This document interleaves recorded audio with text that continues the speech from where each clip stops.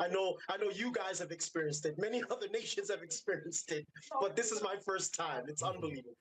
And Bizo, I'm so happy for you. I love seeing that smile. But I want to bring you back to the first match against Mexico when we had you on. And after the second goal, you wanted Hugo Bruce out. You wanted him sacked. What's changed since then? What's changed are the tactics, but I still want Hugo Bruce out. Let me be very, very clear about that. But the truth is that, Hugo Bruce claimed that he won't listen to social media. He doesn't listen to the fans and what they want. But when he put the team on the pitch that the fans have been calling for since day one, that the fans were calling for during AFCON, during the pre-World Cup friendlies, this is the result that you get. You get a team that can keep the ball, put it on the carpet, extremely creative players who are able to run with the ball and open up space. I think our finishing still left a lot to be desired, of course, which is, I think, it's natural, I think, for players who are for the first time on this stage. But the key was making the team able to compete, putting our best players on the pitch. And that young man there that you see, Rele Mufukeng, I mean, what a game, what a player. He should have had at least 2 assists. Just delightful touches all over the place, playing with a maturity far beyond his years. And the key to this victory, again, was just having faith in South African football. And we did it the South African way. Now, Bizo, you hit on it perfectly. What is South Africa doing right in their development that sees so many of the players from the South African League and young players in the national team succeeding right now? Well, I think principally it's we give young players opportunities. I think if you look at our league, young players get the chance to play. And again, many of our players, they remain domestic, which to many people seems like a disadvantage. I mean, a lot of people spoke about how other teams have players playing in Europe, all over the place at higher levels, so maybe that is their advantage. But I tend to believe that keeping players in the country maintains our identity. If you look at, for example, Brazil some time ago, players used to go to Europe a little bit later. Yes, they went to Europe, but they went to Europe later when they had already developed a domestic style. They had already played several seasons in Libertadores. They had already struggled in the Brasileirão, Serie A, Serie B. So they developed a national identity. And I think that's one of our strong points. We may not have the kinds of superstars that other big African nations have, of course, but we have an identity, a very clear way of how we want to play. And when we lost that in the past, we struggled. When we had that, we won AFCON. And I think we're beginning to redevelop that self-belief and that self-confidence. And again, at grassroots level, we have great structures and infrastructure. At the professional level, we have great structure and infrastructure. And now at the national team, we're beginning to demonstrate that fluidity and that continuity where we're coming from these base developmental areas into the national team. And it's just delightful.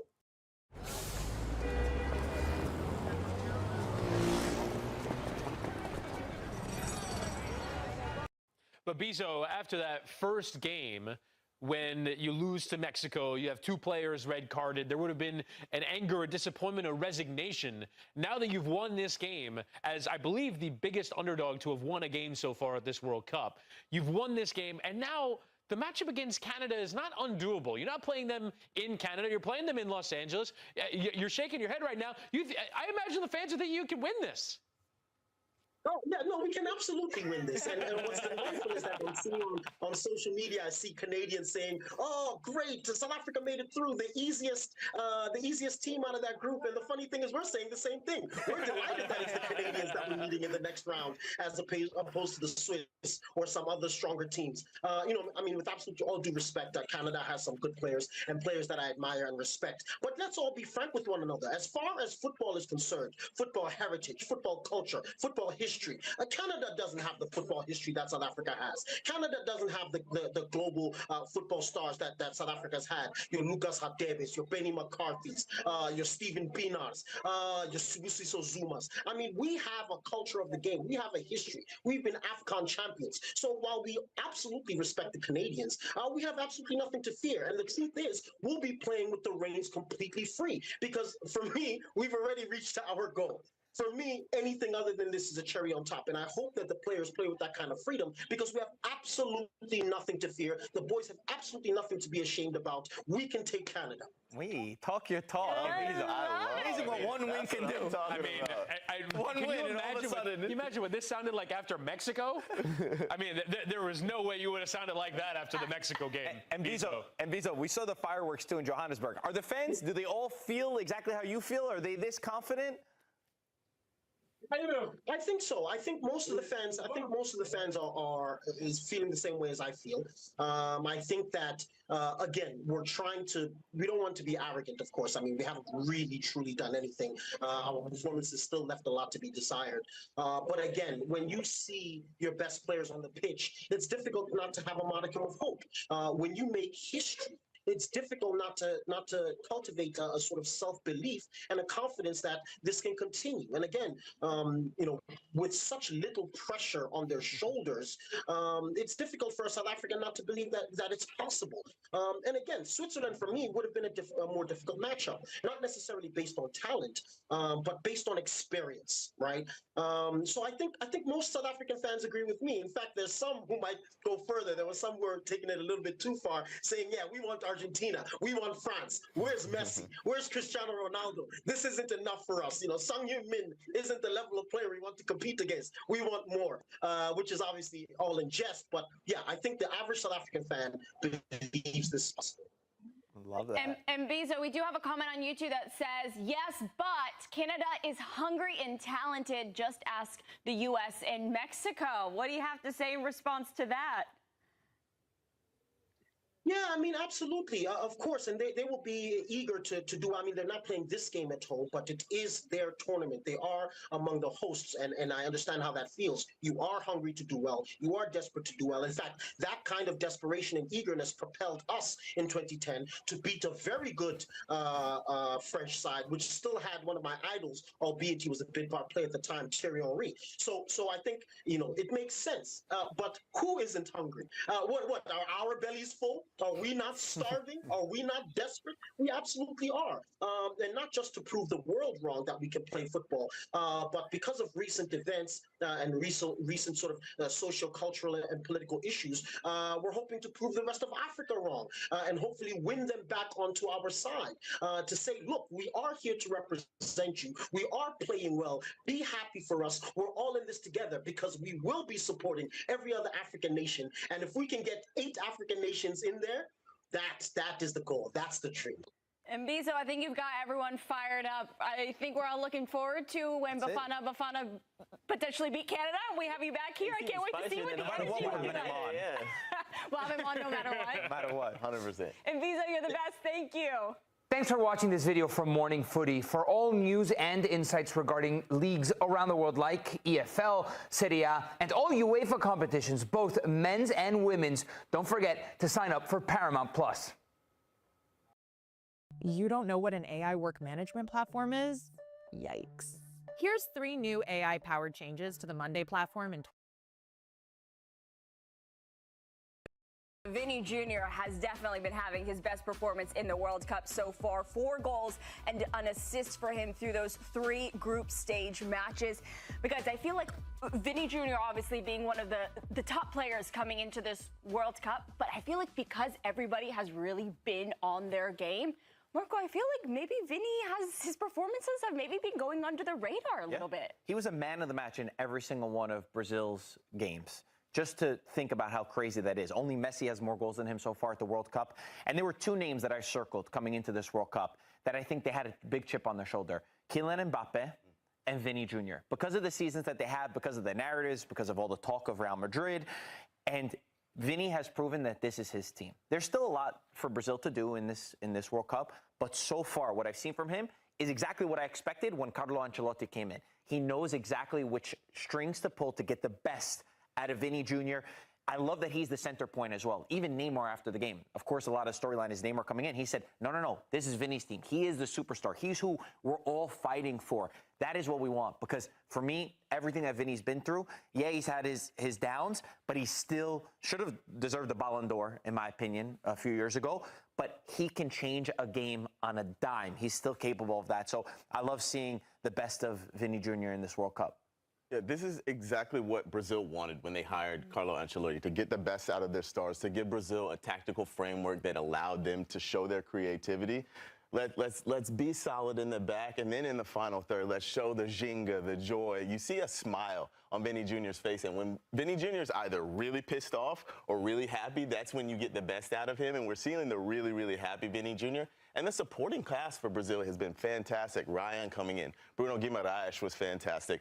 As a unit, Brazil have been performing, and when Vinny Jr., I feel, doesn't have that all pressure to do everything himself, he's been really, really good and comfortable. Yeah, and it's not like they've spent that many games under Carlo Ancelotti. When you take a look at Vinny's performance before Carlo Ancelotti came and after, before, in 39 appearances, and a place in the knockout stages of the World Cup up for grabs as Curaçao face Ivory Coast. For Ivory Coast, this is a position they would have expected to be in. For Curaçao, they are 90 minutes away from achieving the fanciful. No one gave them a hope or a prayer of anything other than 3 resounding defeats as they made their first appearance at the World Cup. They've already proved people wrong with the point against Ecuador. Can they go one step further today against Ivory Coast? And how much will the 4 changes that the Ivorians have made unsettle a rhythm that, for a lot of the time against Germany and indeed against Ecuador, was pretty effective? Yeah, 2 solid performances. As I said, I think they erred when they decided to go ahead, sort of head-to-head and toe-for-toe with Germany in the last few minutes of the game. Good for the neutrals, of course, but not advisable when qualification for the next phase is on the line. It was Sangare looking for Anjou and Bonny. First touch of the ball for the hero of the draw against Ecuador. Said it was an unbelievable feeling to make as many saves as he did on a day when he felt unbeatable at Lloyd Road. Tadith Chok tries some early pressure and getting an early shot on Fofana's goal. It was moving in front of him. Yeah, that wasn't a bad hit at all. Tathy Chong looked as if he didn't really want to shoot, to be honest. Where's my teammates? Who do I pass it to? Non-forthcoming. So he took the strike on and dips and swerved out a little bit. We'll get a view from behind the goal, I'm sure. Good start. Scored a lovely goal in the warm-up game against Scotland, Tadith Chong. Not quite show the same level of confidence in his own ability there.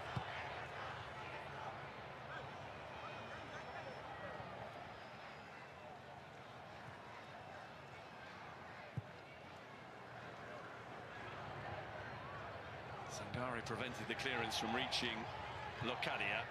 It's Juninho Bacuna. Floranis. Locadia on the move, but easily dealt with by Kusanu. I don't imagine the changes that Ivory Coast have made or have had to make. A couple of injuries, and in particular Wilfried Tsonga, who's one of their more outstanding players, will have too much of a bearing on how they play. Certainly freshness will come into the side for match day 3. And also, you know, these players coming in, it just keeps everybody on their toes. It allows all the guys who've not seen any action just to really feel part of the squad, especially when there's something on the line.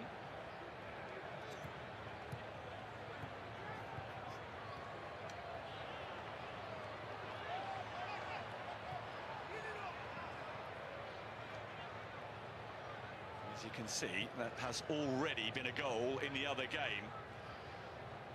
Good news for Scotland, this, and encouraging news as well for Curaçao, because Leroy Sané has put Germany in front early on against Ecuador, despite the fact the Germans are already safely through with top spot secured.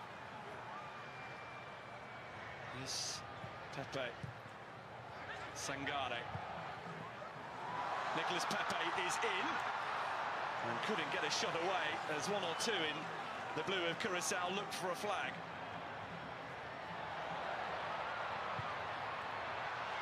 Come on, Encia. Splitting the play and getting the ball back. Sean wanted a pass out in his direction. Kessié clears. Yeah, half a chance. Nicolas Pepe just wasn't able to take that in his stride. Not an easy ball. There was pace on it, which attacking players like, of course, but not on the ground where he could transition smoothly. Chong was caught, but Curaçao have the ball, so the advantage is there to be gained. Lacadia made his run. The pass was out instead towards Juninho Bacuna. Just a little bit scrappy in the opening minutes of the game. Expected on match day 1, sometimes 2, but by third match you are hoping that players are feeling pretty well grooved. Ecuador losing means Curaçao know that if they were, unlikely as it might seem to win this game, definitely progress to play either France or Norway. Incredible.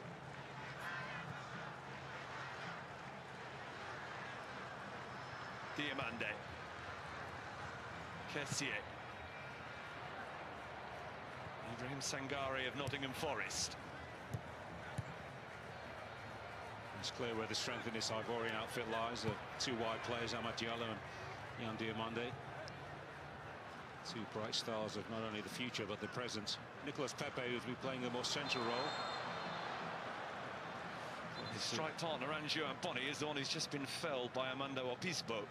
Yeah, they would expect Pepe perhaps to drop that little bit deeper as well and allow Anjou Boni to occupy that central role. Diamande dancing towards Brenet for the first time, but he's got some assistance from Chong and Gallo, but somehow has got the ball back. Dangerous, and a goal. Curaçao didn't clear, and Nicolas Pepe is the one to ultimately punish them. On a day when a draw will do, Ivory Coast have themselves in front early.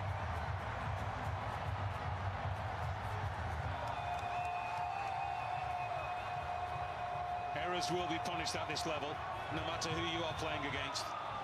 Cannot afford to make so many in and around your penalty box. Ruthlessly seized upon by Ivory Coast. Diamande got himself a little bit twisted up, trying to fancy a flick to a teammate, Franck Kessié, but he benefits from the mistake at the back. There's Pepe. What a run by the Villarreal man. Great anticipation, coming with pace. That's a nice, tidy finish. Sometimes that can actually come at you too quickly. You can't sort your feet out quickly enough. An early chance not taken. This one smartly tucked past the goalkeeper. Yeah, nice play in the end from Yan Diamande. Didn't overplay his hand. Saw his teammate running. And Pepe finished smartly. And having seen 15 shots on their goal turned aside against Ecuador a few nights ago, it is the first of the day against Ivory Coast that beats Eloy Room. And Ivory Coast in front and on their way to the knockout stages of the World Cup for the first time. Will we get a response from Curaçao? Chong.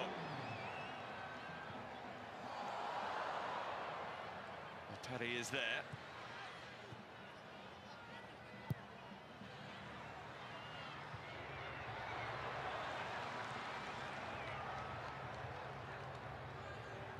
Game plan perhaps not completely out the window, Steve, for Curaçao, but certainly a little a twist. Imagine that they will still look to contain. Perhaps take advantage of any lapses in concentration from Ivory Coast, but 1 to get back on level terms and 2 to lead. That's clearly a foul.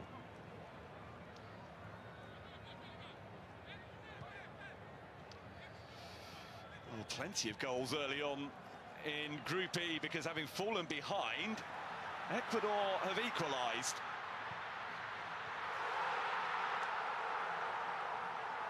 And it's a wonderful strike, isn't it, from Angulo to make it 1-1, cancelling out the earlier Germany goal. So game on there, and Ecuador still in the hunt, even if a win is what they require. Well, there's nothing like the last day drama of the group stage, is there? When some nations are absolutely desperate to get something, they play like it. As a result, we usually get lots of great action. That was perhaps slightly ambitious from Amad Diallo, but he backed himself to pick out the bottom corner. Well, Eloy Room was scrambling. Wasn't sure this was actually going past his post. Yeah, just took a quick touch on the half turn already before he receives the ball. Using Armando Obispo as a little bit of a screen, just not able to get enough curl around it. Once glanced towards the target, did he, Amad? Knew exactly what he wanted to do.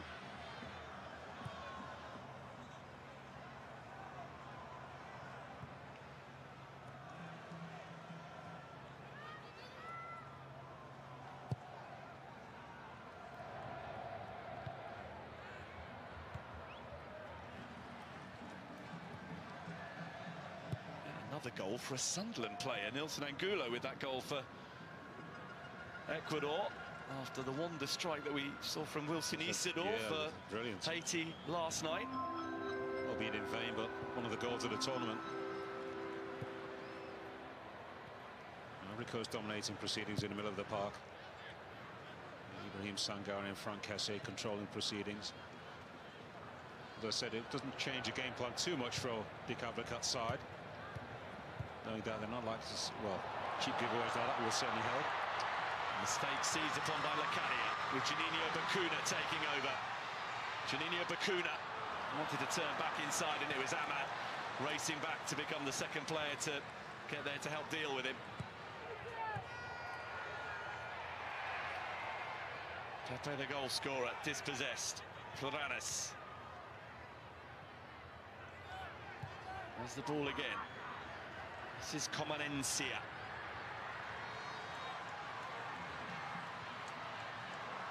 For Chong. For Brennet. Fofana made a grab towards the ball but couldn't gather.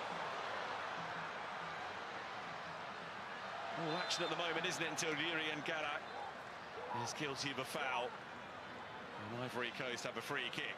Well, they worked it well enough, didn't they, towards the right-hand side. It wasn't the best of crosses, actually, from Joshua Brennet, looking to atone for his error that led to the only goal of the game so far. Yahya Fofana was able just to get a strong enough hand and send it away from that 6-yard box.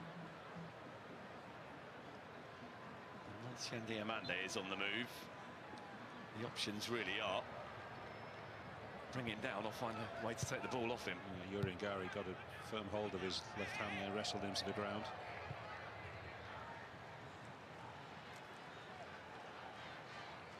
This is Usman Diamande.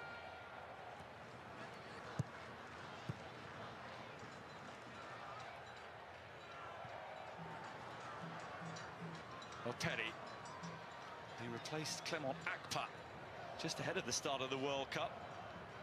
And Akpa was injured, getting a taste of the action, having been the last man added to the squad. Locadia's layoff. Leandro Bacuna. For the junior Bacuna, Juninho, who wasn't able to navigate a route between two.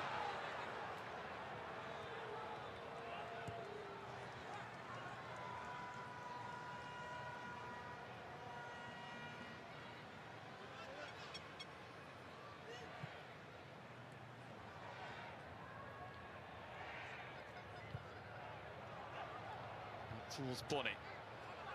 Played that ball a few times, haven't they? Straight down the middle, Ivory Coast.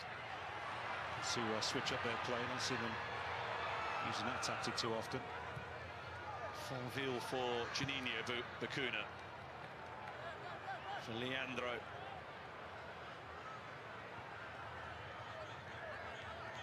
Deveron Fonville, who was the only uncapped player in the Curaçao squad when it was named ahead of the World Cup.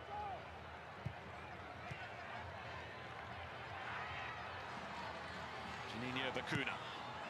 Back to Fonville. Leandro Bacuna. Showing good belief here, Curaçao. Carrios to shoot. And he wasn't too far away from getting the shot on target. Not a bad hit at all.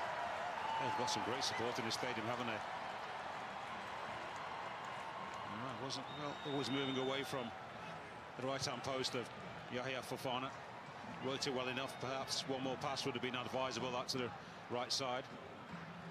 They had plenty of support already. I suspect they've picked some extras up along the way. A lot of neutrals.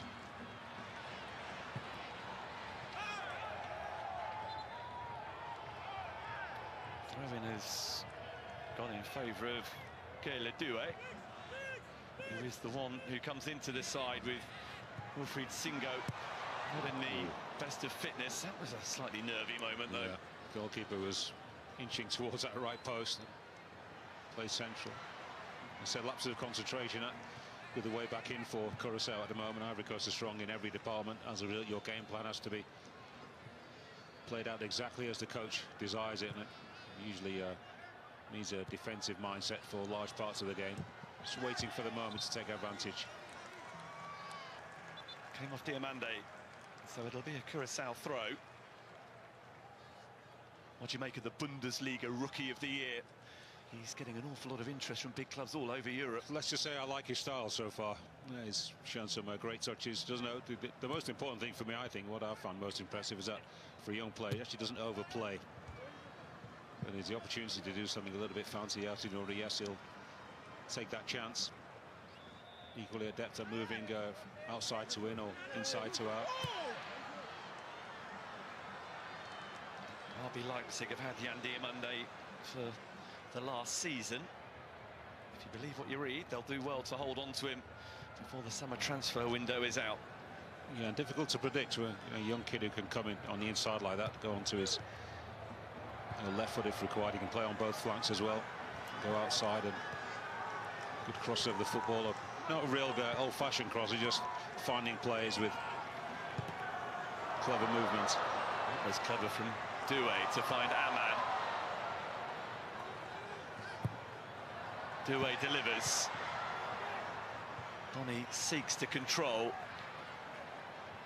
Chong couldn't clear. Diomande for Operi. And then the return pass to Operi was one he couldn't tame.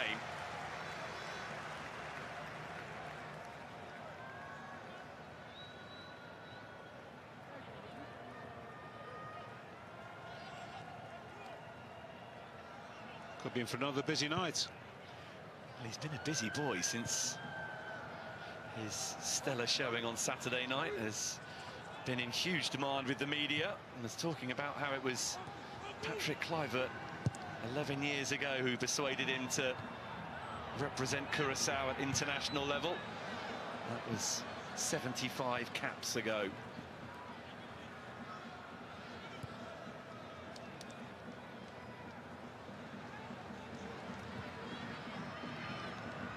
He's here at the World Cup somewhere, Patrick Kluivert, so at one of the earlier games. The man who was guiding Curacao in the early stages of their independence as an international football nation at that time.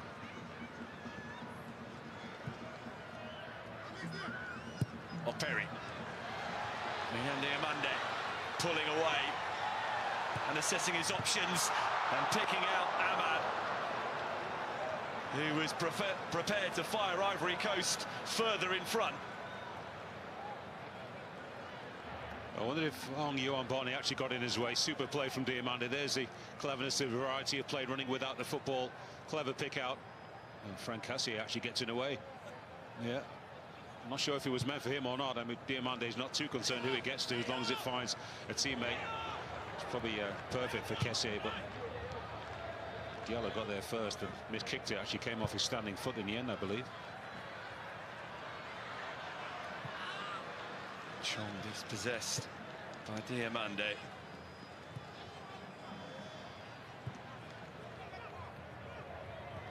Trying not to talk too much about promising young players, but when everybody's saying how good they are and where they'll be when they're already employed by somebody, it's hard to keep them out of the news, especially when they keep doing great things like that. We just saw another example of the qualities he possessed. I mean, he's going to be doing this against much better teams and defenders. No disrespect to Curacao in the coming years.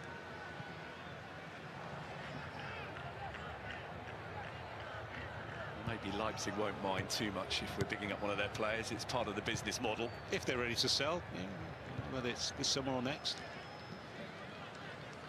Diamande, the other one, Usman.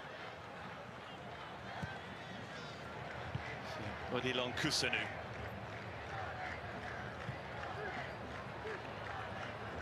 Sangare starting again as he did against Germany. His pass was off target. Fonville stepping in and showing good belief to carry the ball forward himself. Then ran out of space with Pepe chasing him down.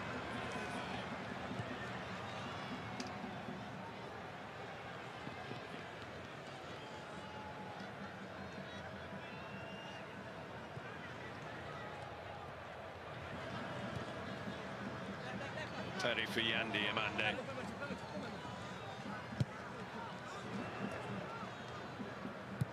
Kessié. Sangare.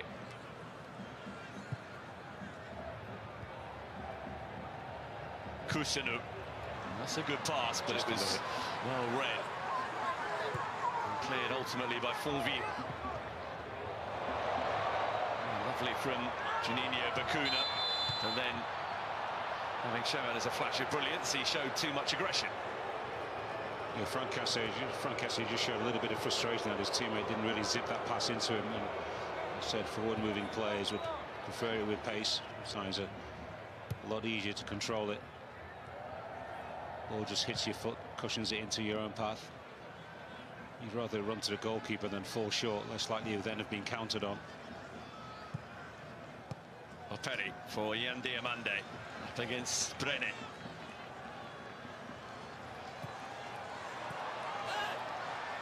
He emerges with the ball successfully this time, and then finds himself having to try and hurdle over a Perry as well. He's taken a knock. Yeah, they've doubled up on him very quickly, actually, the Curaçao defence.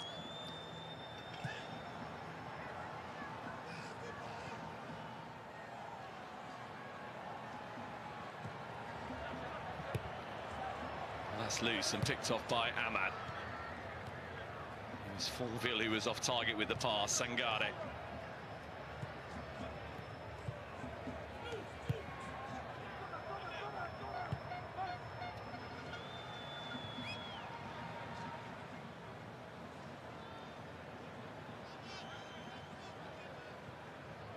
Comfortable for Ivory Coast, playing the match at their own tempo. Anytime they look remotely troubled, when they're dispossessed or there's a sloppy pass in the middle of the park, and all of a sudden Curaçao can one or two bodies further forward. One for Ahmad to chase. He's controlled it beautifully. Ahmad Diallo cutting inside and striking the shot at Gary. And it did hit him in the face, which is why, after a moment's thought, Glenn Nyberg stops the game. Yeah, he wanted this badly, didn't he, Ahmad Diallo?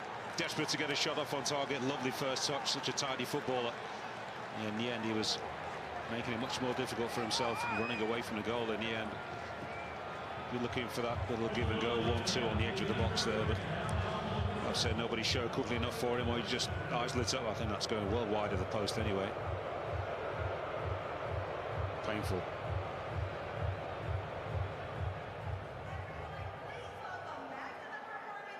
Well, he will take the opportunity with the stoppage for a hydration break. Gives us an opportunity to tell you about your opportunity to get involved. Scan the QR code and head to the live page in the BBC Sport app for polls, updates and reaction throughout the match. Midway point in the first half, Efan, how do you see things? Is it a little bit too comfortable for Ivory Coast? I wouldn't say overly comfortable. If had one or two mini scares, and Curaçao had a shot that, a cross that was flashed across the 6-yard box, which goalkeeper did well to parry away. Yahia Fofana. They'd like her not to be overly troubled. I mean, if they're going to get gifted opportunities inside the opposing penalty box, they'll gratefully take them, as Pepe did on this occasion. Good persistence from Yan Diamande, and there's the clever pick out, the early pass, not trying to dribble too close to the goal. one side clearly better than the other, but they have to keep their concentration level pretty high. You can't get punished by anybody at this level. Germany found out that in the opening game. They conceded not too long after scoring the opening goal of the game. If there was any anxiety about what Ivory Coast needed to achieve today, then the early goal has alleviated some of it.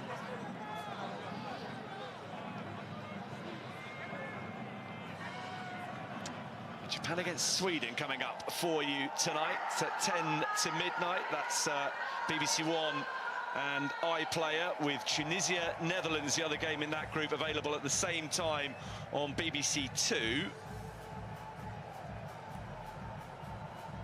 Our World Cup coverage continues with Senegal versus Iraq tomorrow at 8 p.m. You can follow that on BBC Sounds, and you can hear more from Wayne Rooney. The Wayne Rooney Show, listen now, or download via BBC Sounds.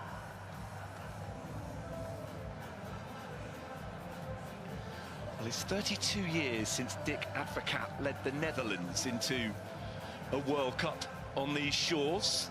Yeah, 94. At 78 years of age, what's he still, what tricks has he still got up his sleeve that can transform this game in Curaçao's favour? Well, if there's any new tricks, he needs to pull them out of the bag, doesn't he, and transmit them to the players soon enough. You'd imagine at his age, with all his experience, everything will be laid bare. And these are hydration breaks, and of course at half-time. But in truth, when you are outgunned, it's extremely difficult. As I said, sometimes it's very difficult to be critical of the vastly inferior side, on paper anyway, because, you know, they're fighting against the tide, aren't they? You know, one of the giants of West African football in general. And as I said, your coordination, your tactics, you know, what you require the players to do on a day-to-day basis, and of course, more importantly, on match day is so important. But the players just have to have a great amount of belief in themselves and belief in what they've been asked to do, and if they can do it, execute as best they can. And then you always hope, of course, which can happen, that the better side will, as I said, have those lapses in concentration. You can take advantage. Don't change the game plan too much right now. It's only one goal. They're not 3 or 4 goals down, and as I said, hopefully Ivory Coast will take their foot off the pedal. No need or no reason for them to at the moment, knowing that there's still a great amount of jeopardy in this game for the team in orange. Diamande for Operi. Cassier returns the pass towards the left back, who made an excellent run. Brennet gets it clear for now. Locadia trying to find Chong.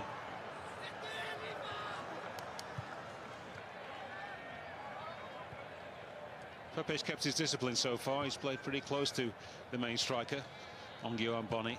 He's not gone drifting. He's by trade or favoured position. He's a right-sided wide player, winger, knowing that he can't venture into Ahmad's space too often.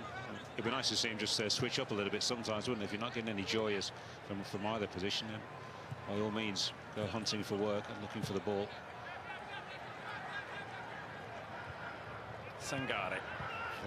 Attilio Kusunu.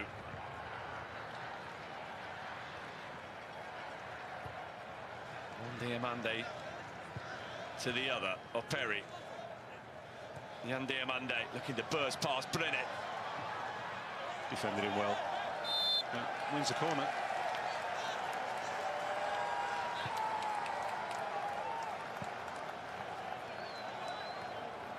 I would have known, Brennet, that he was in for a tough day's work. So it should be. It's the World Cup. Diamande has taken the corner and has it back at his feet, and it's Locadia who clears.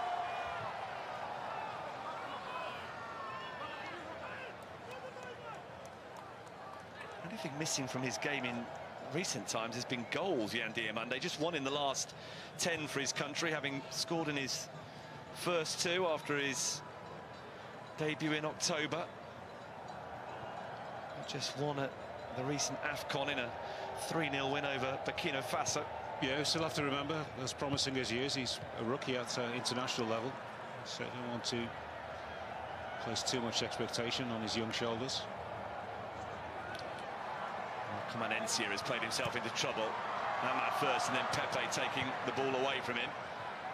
And Boni was running away, anticipating perhaps that Pepe would keep it just that little bit longer. Chong has done well.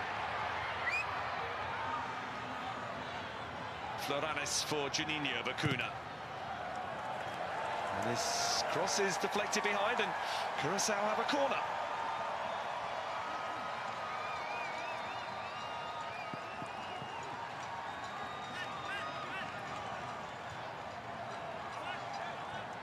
With set pieces come opportunities.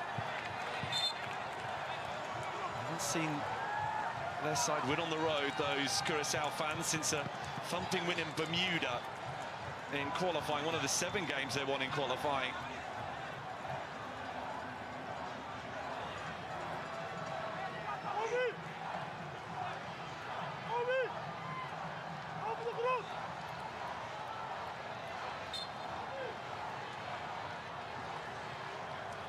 Leandro Bacuna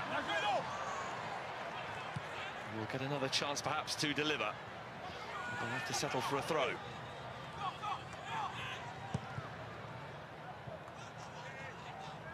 Ball span off Bonnie, but not out of play. Bacuna could do with some assistance. Gets it from his brother. What a great day once again for the Bacuna family. Nice having your 2 boys playing at this level on the grand stage. 2 that we've seen in English football. Leandro with Villa, Reading, Cardiff and Watford. Juninho Bacuna with Birmingham City and Huddersfield, as well as 6 months in Scotland with Rangers. I've spoken of their pride of representing Curaçao together. Floranes with the throw. And Fafana came and had to leap over an opponent to get there. He and Comenensi are both feeling the effect.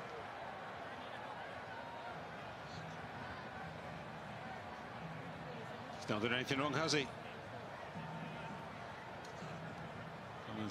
He's allowed to go for the ball. Doesn't really jump. Turns his body almost just to stand his ground. And, goalkeepers remain a protected species.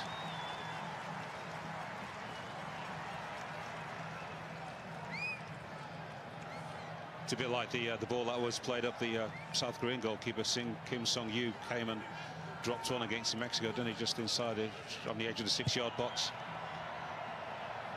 Mexico took the 1-0 lead and the victory. In and around that little box, they are a protected species. Anywhere in the box, Steve. Anywhere in the box. Well, he said they felt good, Dick Advocat, that they believed. They had a good feeling about things today, but we have to make life difficult, and unfortunately they didn't make life difficult for Ivory Coast for much more than 6 minutes, which is why Curaçao have a deficit to overcome.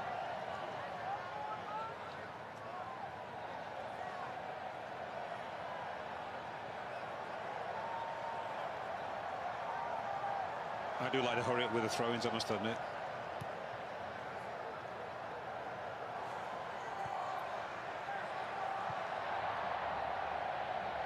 The speed of the game at other times has helped offset the frustration surrounding the hydration breaks, which have not been met with universal approval.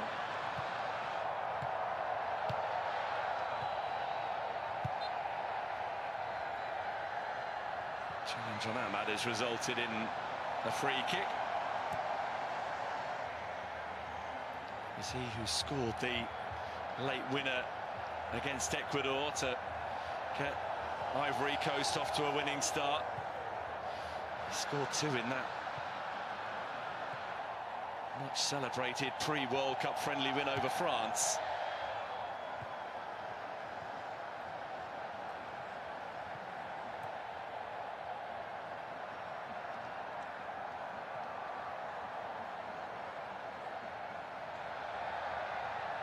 Mexican wave going around the Philadelphia Stadium is perhaps an indication of the tempo at which the game is currently being played at. Pepe away from Floranes. Cleared by Obispo. And here's Faraz Sangare. Diamande takes over. I don't think anybody's going to be changing the name of that wave, but he started in North American college football, I believe. Don't know how he got named the Mexican wave. Chong foul. We are where we are.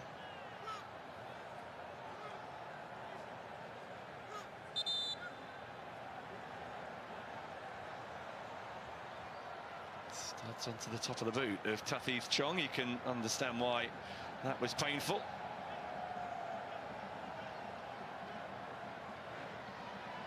It actually suits Ivory Coast if Curacao get a little bit of possession, perhaps trouble their goalkeeper. Not too much, they'll be hoping.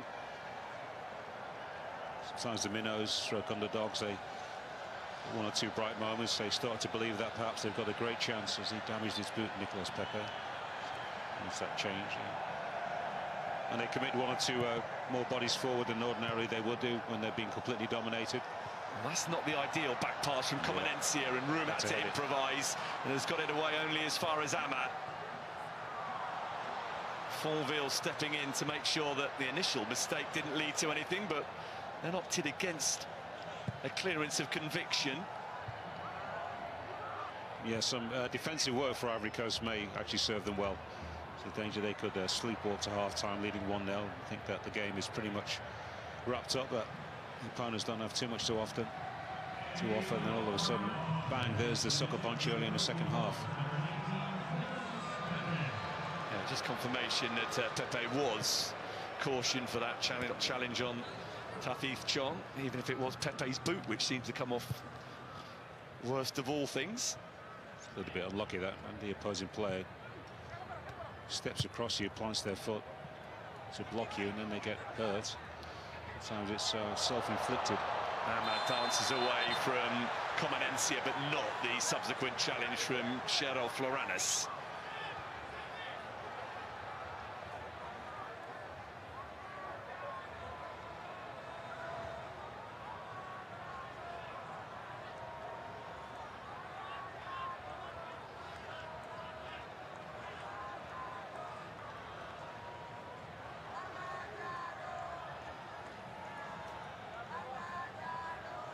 Nice footwork. Tidy play, I might expect. Shorter guy, low centre of gravity. Able to stop, pivot, twist and move away from people quite easily. Well, Perry to take the free kick. It's not yet away. Obispo showed great confidence there in his own ability and his goalkeeper's positioning.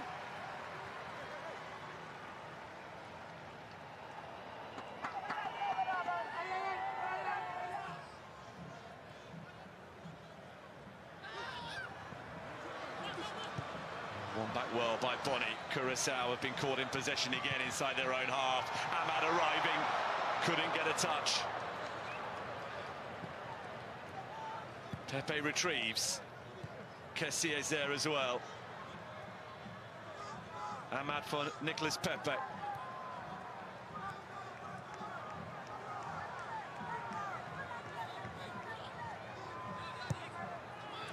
Pepe for Sangare.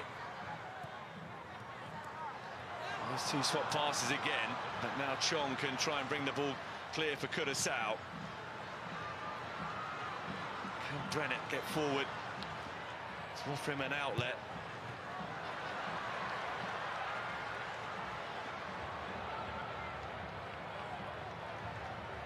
Ivory Coast have been able to regroup as Leandro Bacuna finds Floranis and then immediately has the ball returned to him. Well, a quality and troublesome centre forward for the opposition will be demanding that ball out a bit earlier. There's a chance of a semi-breakaway. They don't take it. Able to that's a sloppy pass. Kessié recovers the situation and then wins the throw.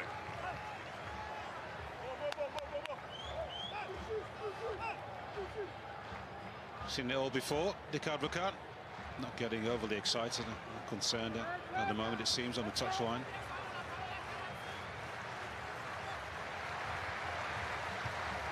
Back in 2006, when he took South Korea to the World Cup during the group phase, his record read 1-1, drawn 1, lost 1.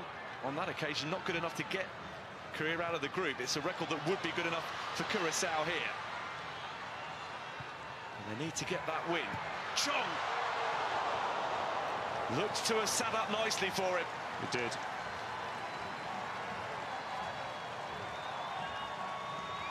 Swinging the shot, pace behind it, but always moving away from the goal.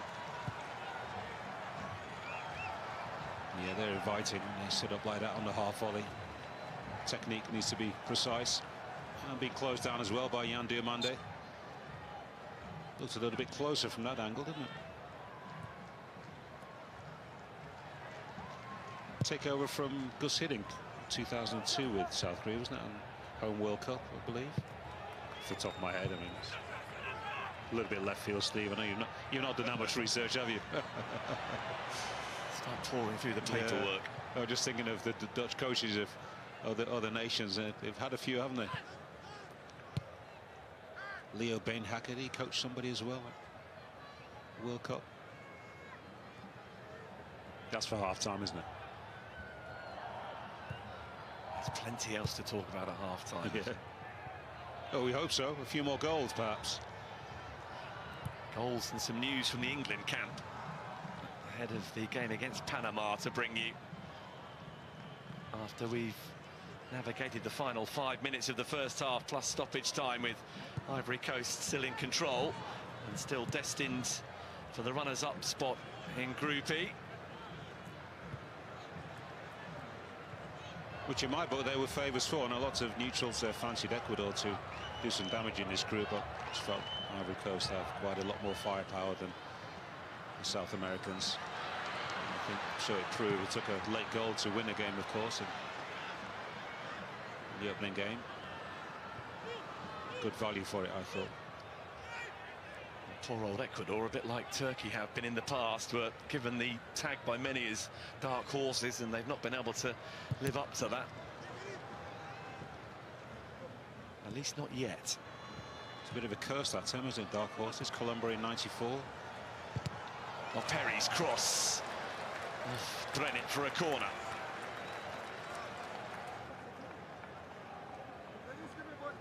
Most of the more productive stuff from Ivory Coast has actually come from that left-hand side. Seeing an equal amount of ball on the right, but Ahmad and Nicolas Pepe, when he's drifted over to the right, they got themselves twisted up a little bit. The players become very congested. Ahmad not really looking to hug that touchline as much as Pepe would ordinarily. And Diomande to take the set piece. Defended well by Locadia, and now Chong fancies got the beating of Pepe. He's done well, actually, Chong. He's had the ball, he's been nice and economical. I recall him giving it away too often. Just further forward, Steve, they've not had any real impact at all.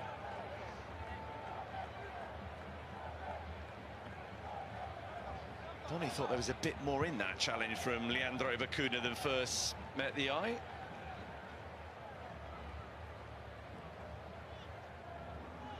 Here's Comenencia.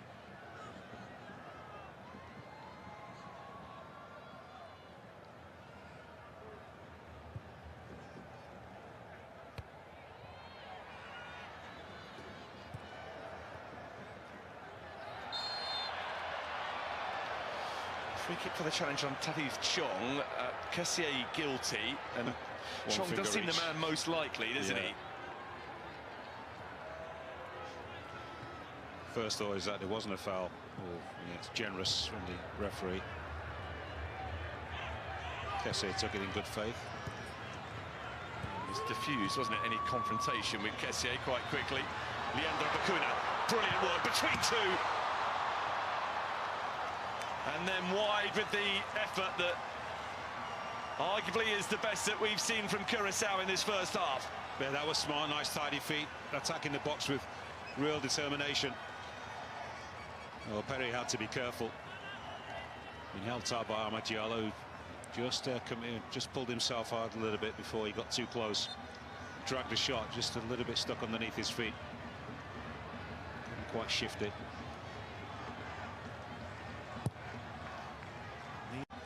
dragged the shot, just a little bit stuck underneath his feet. Couldn't quite shift it. Need a little bit more of that dynamism if Kurosawa to turn this around and get the result they need.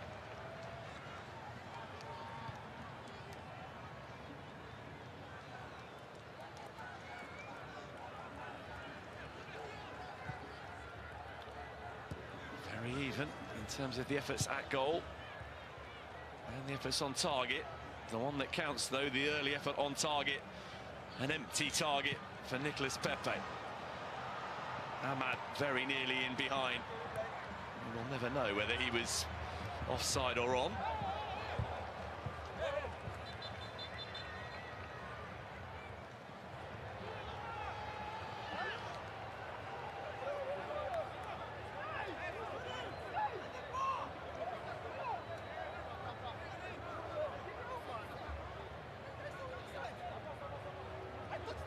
I'm not quite seeing possession stats. I imagine Ivory Coast certainly have had a greater share of possession. But very often, if you have a very good or top class, let alone a great striker up front, there's always a chance that you can do something in the game. I believe that you're only as good as your centre forward, really. It's not always, it's not strictly true, but most of the big nations have a forward of real notes that is a real threat to any defence in the world. They've enjoyed 58% possession, Ivory Coast. A bit less than I thought, actually. Bonny could not wriggle through, and the outcome is a goal kick.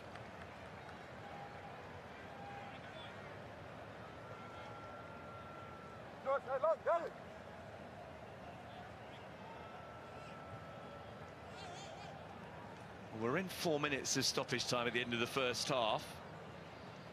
So 45 minutes and change of their group stage remaining, and Curaçao, improbably the 82nd ranked team in world football, are still in with a shout of reaching the knockout stages. Still all to play for, even if they're going to have to do it the hard way. Foul by Sangare on Leandro Bacuna.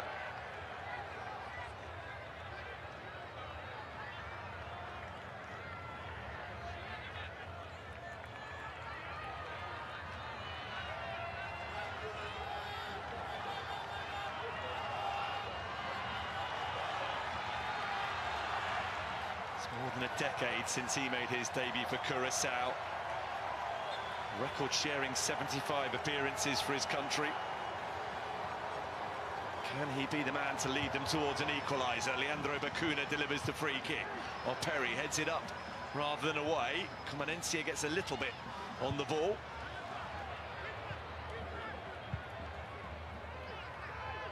Floranes. Here's Leandro Bacuna. Chong in space. Comanencia ahead of him. Chong once more. Needs something to aim at. Chong goes deep. Juninho Bacuna, and it'll be a corner. Well, I thought he missed the opportunity, Tahi Chong. Wide in the angle, and then he didn't actually curl the ball in, he just drilled it towards the far post, but nice and patient, and they get another set piece. But delivery's got to be good, and ideally somebody challenging for that first ball. They didn't with the previous free kick from Bacuna, senior. It comes from Juninho Bacuna. And he very nearly gets the touch on it required, instead behind off Bonny.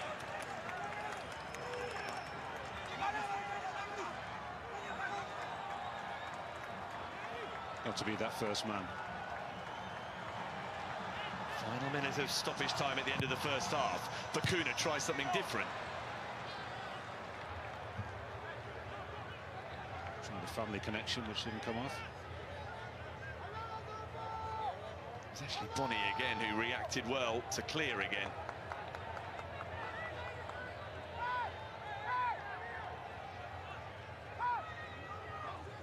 Long throw from Cheryl Floranes.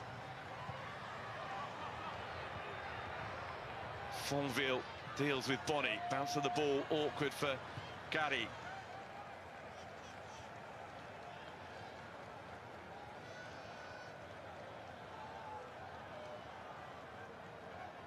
After his record-breaking 15 saves in the 90 minutes against Ecuador, Eli Room has not had one to make in the first half against Ivory Coast, but he's been beaten. This is Nicolas Pepe who's in some pain.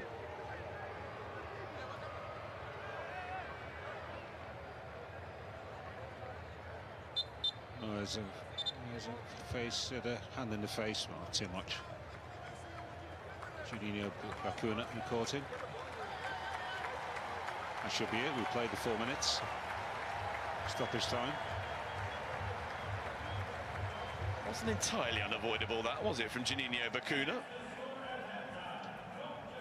But it is the final act in a first half that saw Ivory Coast score early, inside 7 minutes. An error by Brenet, punished with the cross from Diamande and the finish from Nicolas Pepe.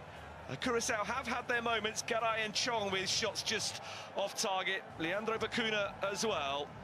But at half-time in Philadelphia, Curaçao 0, Ivory Coast 1.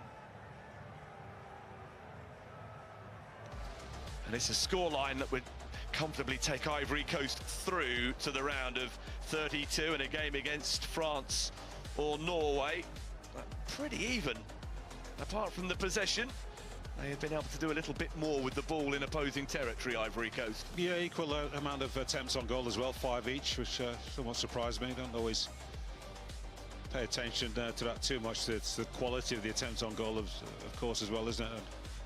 And corners are just slightly ahead as well, but on top just about, and most importantly, on the goal-scoring table.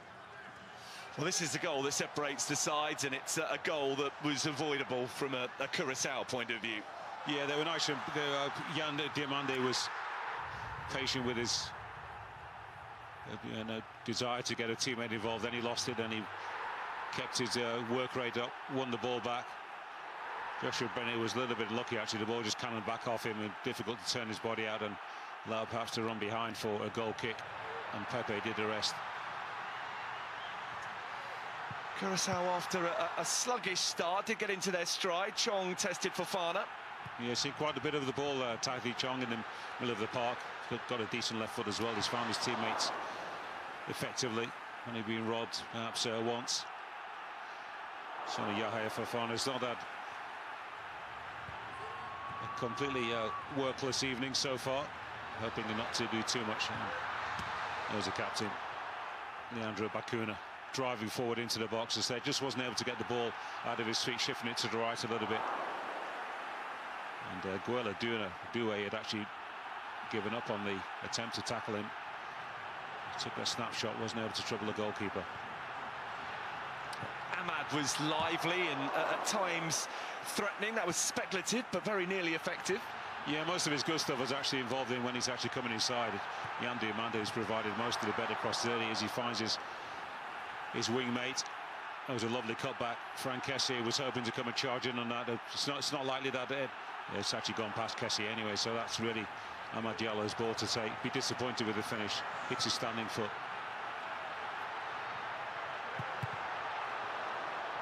That was the one that struck Gary flush in the face. Ahmad has been as much of a nuisance as anybody to that Curaçao defence. So 1-0 to Ivory Coast at half-time against Curaçao in Philadelphia. The other game in this group is between Germany and Ecuador. And we can see what happened in the first half there.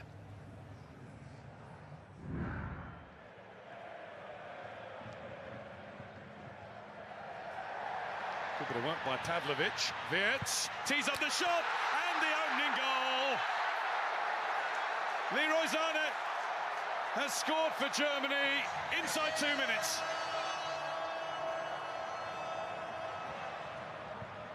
Into the tackle goes Vite, and he won it well.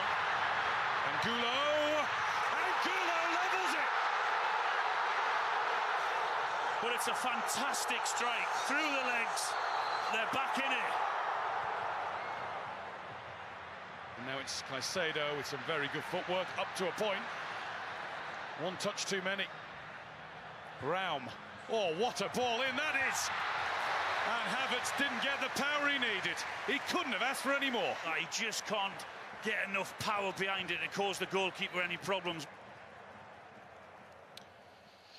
So 1-1 at half-time between Germany and Ecuador. Germany already confirmed as Group E winners regardless of today's results due to their win over Ivory Coast. The African side's 1-0 lead against Curaçao means they are on course to qualify as runners-up and play either France or Norway next. A draw for Ecuador is unlikely to be enough to qualify as one of the third-place teams, so they will need to find a winner against Germany in the second half. Well, earlier today, in the final Group A games, Czech Republic played Mexico, whilst South Africa took on South Korea. Here's what happened.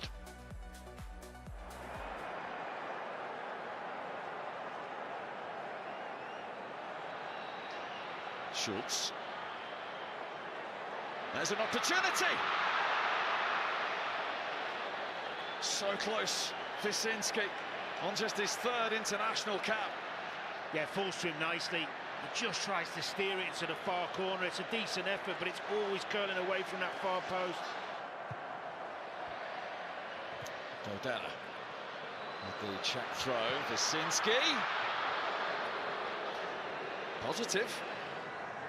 Poor technique, but taking the shot on twice. He's got himself in good positions.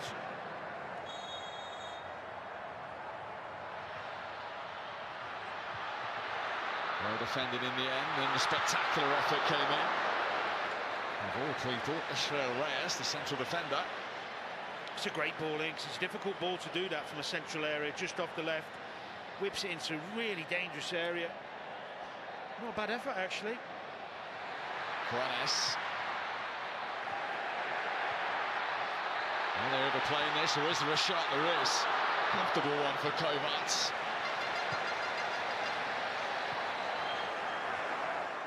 There's the shot from Sanchez, worth an effort. Well, it is the first effort on target in the game.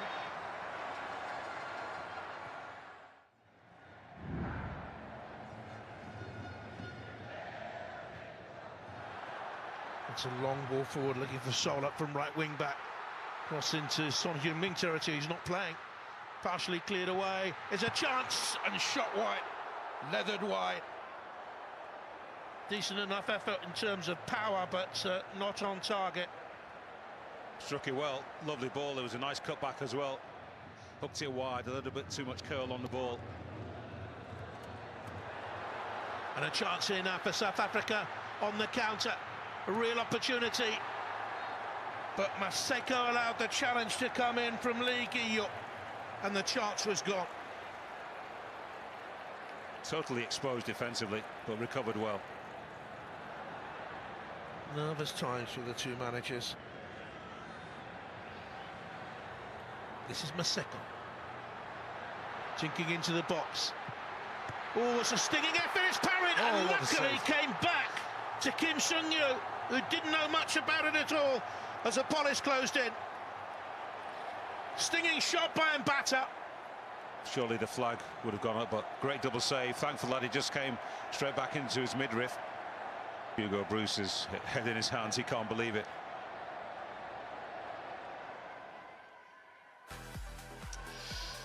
So here's what the results earlier on in the early hours of the morning meant for Group A. Mexico, they finished top of the group with 3 wins out of 3, and they will play a third-place team in the last 32. South Africa have qualified for the knockout stages for the first time and will play Group B runners-up Canada in the next round.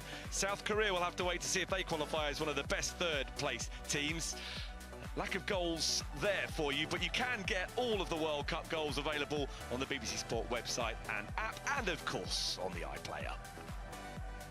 Give it up for the greatest of all time. Lionel Messi shows his genius again. They made impossible feel like it was possible. Your superstar lineup of unforgettable characters. There's God, and there are the Peaky Blinders. And absolute icons. The stakes couldn't be higher. Please do continue to enjoy your supper. From football legends to TV royalty, watch them all on BBC iPlayer. Yeah, if you want to see the goals from those games in Group A, you can get them via the iPlayer. Sorry, we didn't get an opportunity to share them with you. Japan versus Sweden follows a little bit later on BBC One in Group F. Coverage begins at 10 to midnight. That one is live on BBC One. The other game in that group, Netherlands-Tunisia, will be live on BBC Two. UHD coverage of both matches, that you can get on the iPlayer. BBC Sounds has commentary of Senegal versus Iraq tomorrow. That one is an 8 o'clock kickoff. And if you've enjoyed the opinions of Wayne Rooney, and who hasn't, at this World Cup, then head over to BBC Sounds for more episodes of The Wayne Rooney Show. Oh my God. So weird, I don't remember posing for this. Because you didn't. You were in rehab when we sat for this. That's right, we had your face painted on the body of my assistant. That's why you look so good. Well, I love it. Schitt's Creek. Watch all episodes on BBC iPlayer. Well, after a draw against Ghana in their second game, England faced Panama on Saturday at the New York, New Jersey Stadium. Kelly Summers spoke with Morgan Rogers earlier today.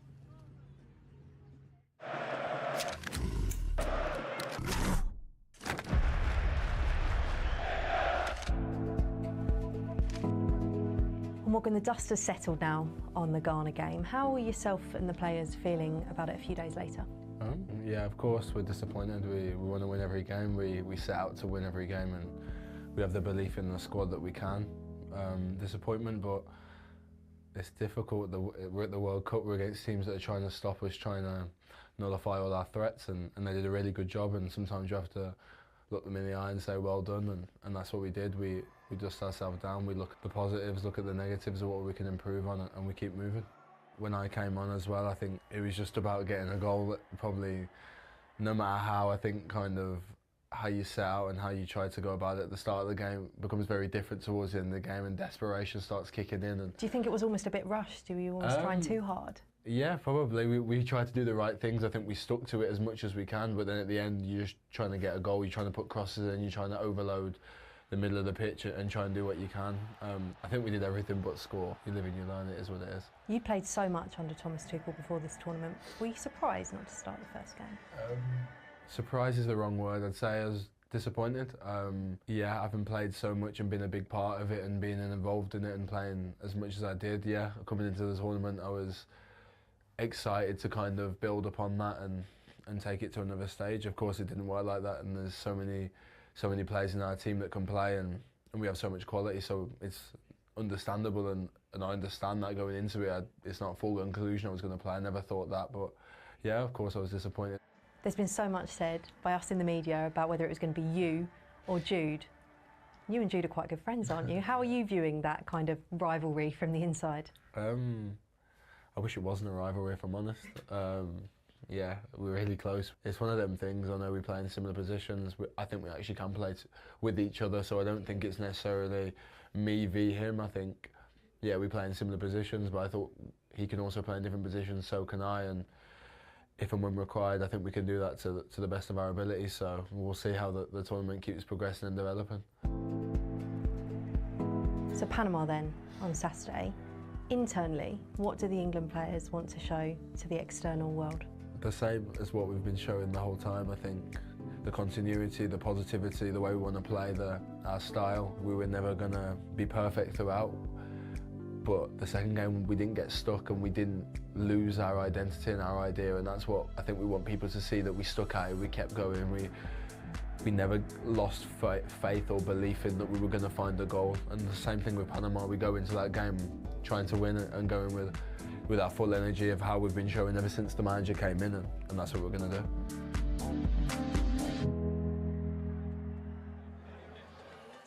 So some work for England to do when they play Panama on Saturday night. And in Philadelphia, some work for Curaçao to do if they are to extend this fairy tale visit to a first World Cup. They need to turn things around completely against Ivory Coast. The point will not be enough. Only 3 will do, with the minnows from the Caribbean island, known as the Blue Wave.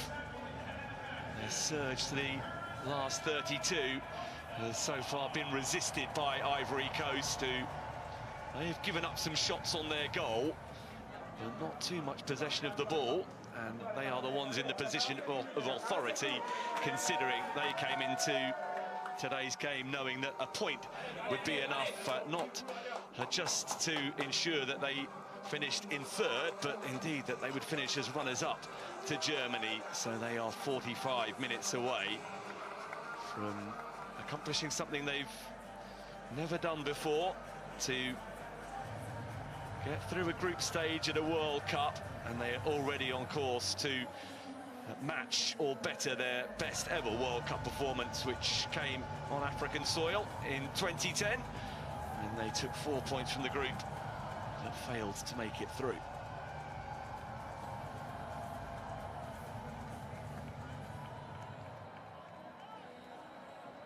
Having had a moment to reflect, Efan, do you see much changing in the second half, or have Ivory Coast got the measure of things, do you think?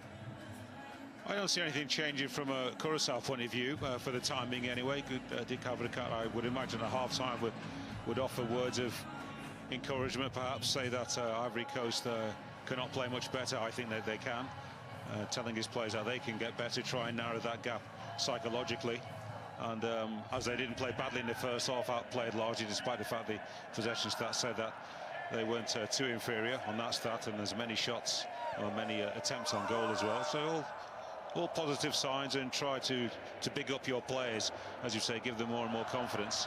I said the game plan may change, but not in the opening 15 or 20 minutes, I would imagine. Well, after 1 goal so far at this World Cup, Curaçao need at least 2 in the second 45 minutes here. And they will be seeking to get those goals against Ivory Coast 11 that has been changed at the interval by 1. Ahmed Diallo withdrawn. Chris Inau, another of their exciting young talents, on to replace him. A little bit surprising. I wonder if he's picked up an injury that we weren't aware of in the opening 45+ minutes we played. Oh, there was an offside, which we have belatedly had drawn to our attention. They've been in 3rd gear for most of the game so far, Ivory Coast. Quite a few to move through if it's required. Perhaps it won't be, but so they're making a few substitutions. Will just bring a little bit more energy and urgency into the side. And that Curaçao 11 is as it was in the first half, and indeed at the start of the game against Ecuador. 20-year-old Chris Inau on at the break, though, for Ivory Coast, and he has been heavily involved for them in recent times. Been involved now in 12 of the last 13 internationals.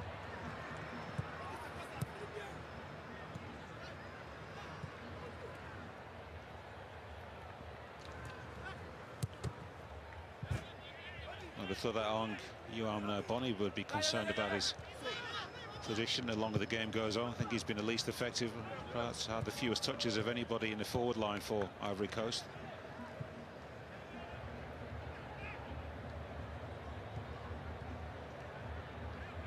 It's Leandro Bacuna, gives it back to Yuri Ngari.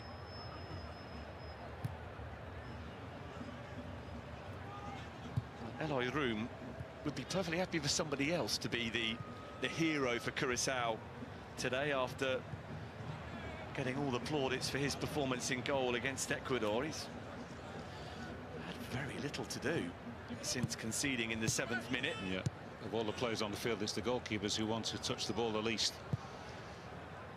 Certainly with their hands. What did their keeper has to play a lot more with his feet, and that's the case. Good scurry from Chong to get to the loose ball. The pass in his direction was beyond him reaching it, at least legally.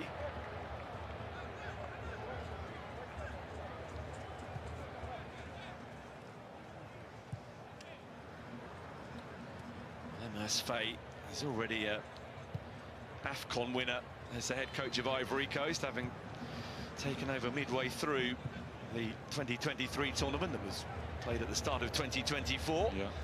If he could add taking Ivory Coast into the knockout stages of a World Cup to his CV, then it would be a pretty well decorated one in terms of those who have come before him. It was absolutely chaos, that tournament, wasn't it? It was, yeah. Jean-Louis Gasset got sacked, I think, after the second game, when nobody saw them getting out of the group. Well, there was chances then they did, but to actually win it was a tall order. Beat Nigeria in the final, comeback victory, a superb performance. Kadia has been penalised for being a little bit rough with Sangare.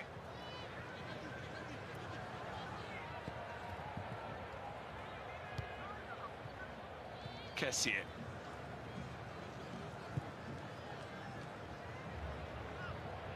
So Nicolas Pepe has gone to the right side, his favoured position really. Replaced the withdrawn teammate, Omar Diallo. And now in the middle of the park, Christian now will patrol alongside Ibrahim Sangare and captain Franck Kessié. Some rave reviews for his contribution to the game against Germany, Christian Au. He was fantastic. I thought he was the best player. The control and the ability to move away from players, tight situations. Quite a few players, good players that night, but he was the best. Perhaps just rested for this game today. Fairly sure that they could progress with one or two changes. Here comes Skeledue. Sangare is an outlet if he wants it. Due delivers a cross.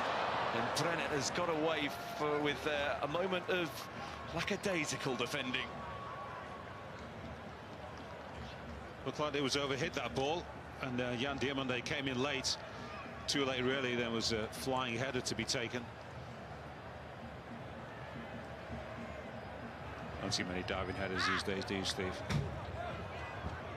A lost art. Yeah.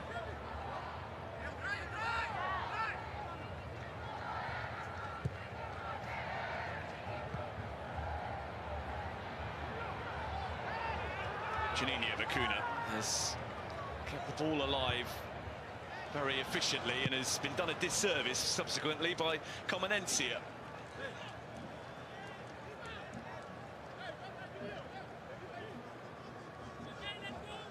He's a very popular figure in Curaçaoan football. Dick Advocat, not least for being the man to complete the project that they started 15 years ago. Playing their first official game as an independent Curaçao in 2011. Believed then that they could reach a World Cup.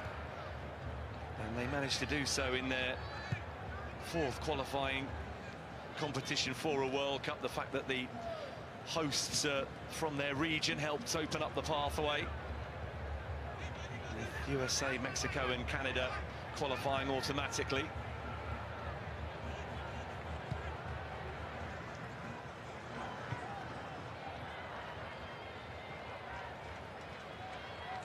Years after their first, Ivory Coast are playing at their fourth World Cup. Yeah, this appearance, many years in the making. Diamande. From Brennet. Kessié steadies himself, composes himself. And the deflection on the shot carries it wide.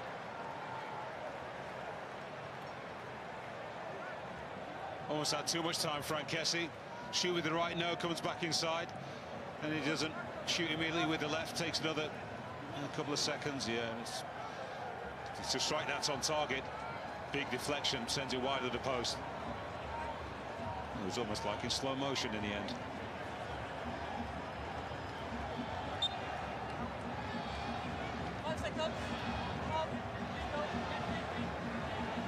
There's Pepe with the corner. Kessié, the intended recipient, wins the throw.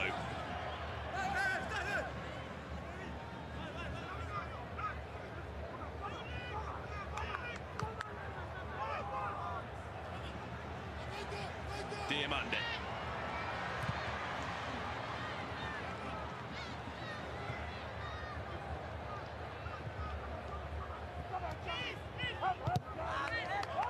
Very cleverly off Janino Bacuna.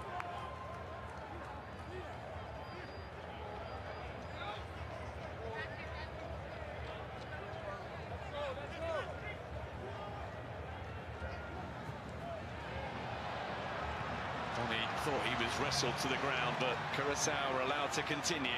This is Obispo. Well, as a player who played in that position, I'm always looking to give those main strikers a little bit more leeway, but he's been very poor tonight. I don't think he's done anything to impress at all. Sweating on his place for around the 32 match, that's for sure. Should be. So your centre forward plays well, you always will within a chance. How lowly ranked you are. Chong. That's the ball ahead of Diamande. Not just the goal scoring, but you're a great relief to your defenders and midfielders. You take the pressure off, they get the ball up to you.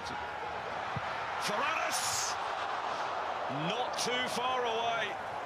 Kept on the pressure, and Cheryl Floranes backed himself to pick out the top corner. Well, there's one of the moments, Steve, that they just continue to work for. A little bit of luck the way the ball finds its way to him. He cuts across the football. And he's got Fofana worried. Oh, that's not too far over the post, is it? But always rising. Lapses in concentration, sloppy play.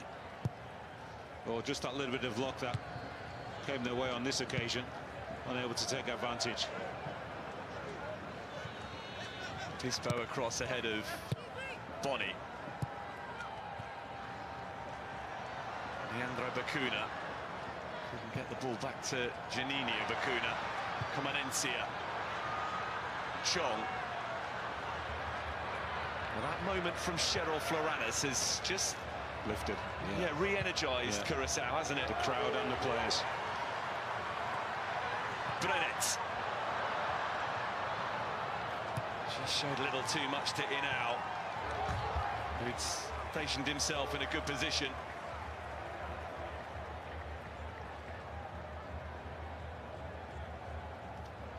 He must be thinking, if Curaçao were to make it through, it would be a very serious justification for the expansion of the tournament. I don't think he's thinking about himself, do you, Steve?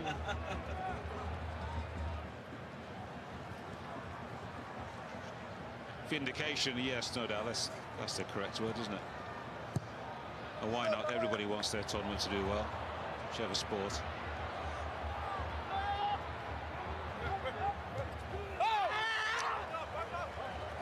And now frustrated with himself that couldn't execute the skill. Nice idea, though.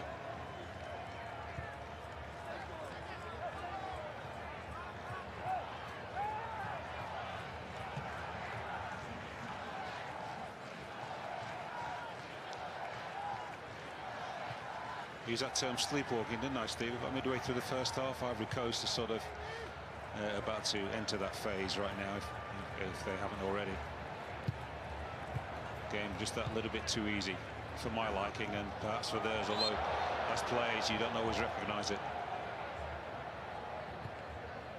Carey with the challenge on Inau. It's a bit more alert from Ivory Coast. Brenet, though, recognised that he wouldn't just be able to ease the ball out of play. Here's Comanencia. Look at the energy, a little bit more speed of thought and process from Curaçao, but Comanencia has been dispossessed. Here's Kessie.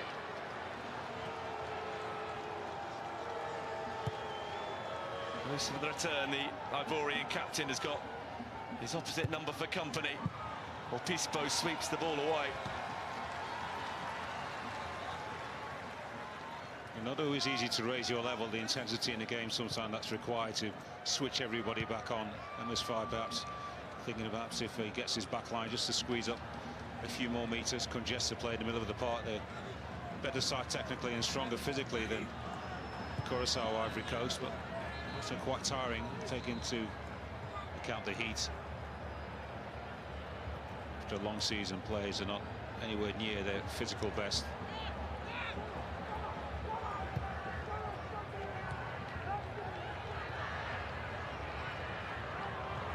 Diamande gets it back from Operi. Yan Diamande. Threat snuffed out. How quickly can Curaçao get themselves moving in the other direction?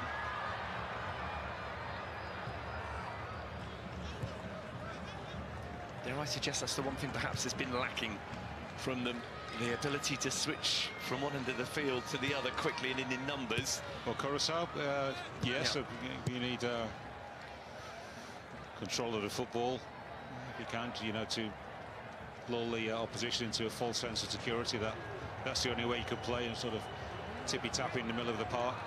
If you are going to play slightly longer and faster, then, as I said, you need a centre forward of presence to be able to allow your team to play that way as a target man or a fast runner in between defenders.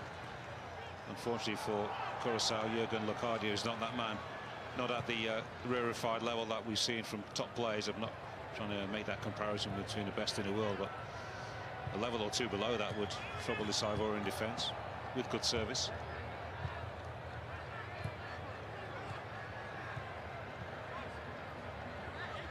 In out for Operi. Diamande. Pace remains pedestrian. Ivory Coast have got themselves in front, and they don't need to chase the game. They've earned the right to play this way if they so choose. Now something a bit more direct from Doué. Looking to shrug off Fonville. Doué is never able to create the space for the delivery. Fonville deserves credit for that. And is at his opponent's heels again. Doing his best to channel his younger brother, isn't he? He plays for France, of course. PSG star man, or one of them.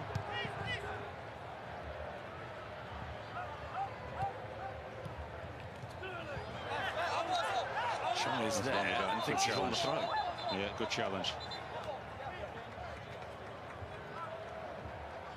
Chong has played well.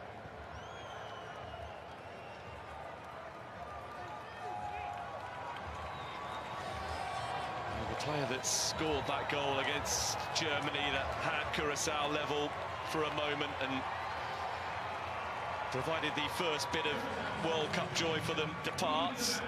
Jeremy Antonissa is the one who replaces Livano Comenencia for his second substitute appearance of the World Cup.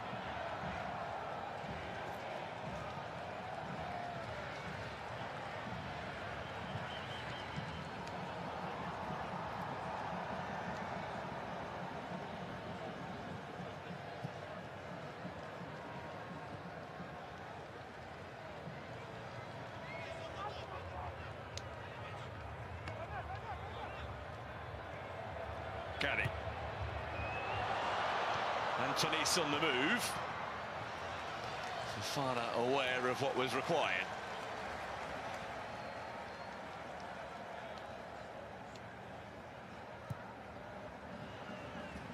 Antonisa, Curaçao legend.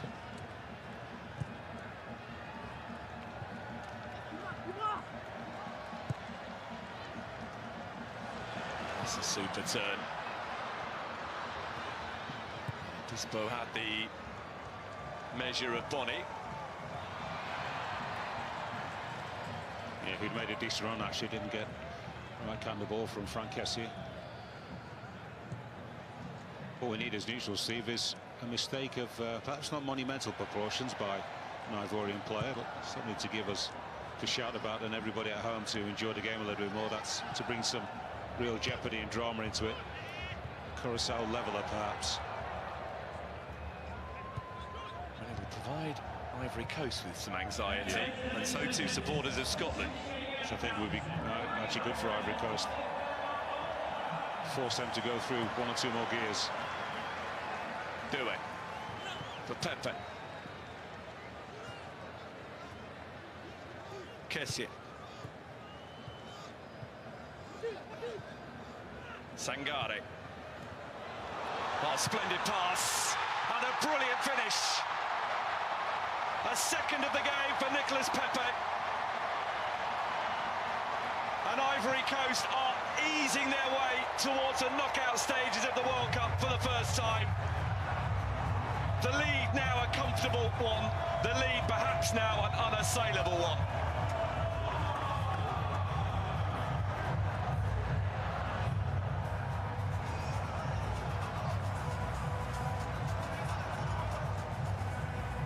Well, the pass is incisive from Ibrahim Sangare, beautifully weighted. The run from Pepe, perfect, and the poise for the finish. There's the give and go I talked about. Amad Diallo perhaps could have done a couple of times in that first half. Pepe has absolutely mastered it. And the finish, well, the poise and the skill. He's got a lovely left foot, Pepe, opens his body out. Goalkeeper's got no chance yet. He's hardly got himself set as yellow room for that. Well, he has actually, but the ball is beyond him. Absolutely brilliant finish. That pass from Sangare was beautiful, and he deserved that. He got it, and we've got the second goal. A moment of quality that extinguishes Curaçao hopes and gives Ivory Coast every reason to believe that they will now accomplish something that none of their predecessors at World Cups have managed, to get out of a group stage. And after that, who knows what happens, even if it is a pretty sizable task that is going to be stood in their path in the shape of either France or Norway. Well, we don't mind who gives us the brilliance, do we, Steve, as long as we get some. I didn't mean it, but that's the anti-Ivorian vibes got through to the team somehow very quickly. Sort of hoping in a way for a Curaçao goal, but Ivory Coast gave us that. And some special.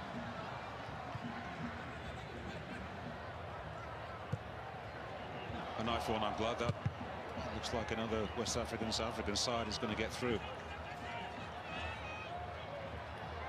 Well, only Tunisia went through qualifying more efficiently than Ivory Coast did, and Tunisia are going home. Ivory Coast are sticking around to prolong their involvement in the 2026 World Cup. The Ivory Coast, Ghana, Egypt, Morocco, anybody else? To go Algeria in with a chance still? You'll get 5 through, that would be a pretty good achievement, 5 from 10. Senegal perhaps not going to make it. It's the 1 point so far. Is it 1 point or 0? Senegal. Below par.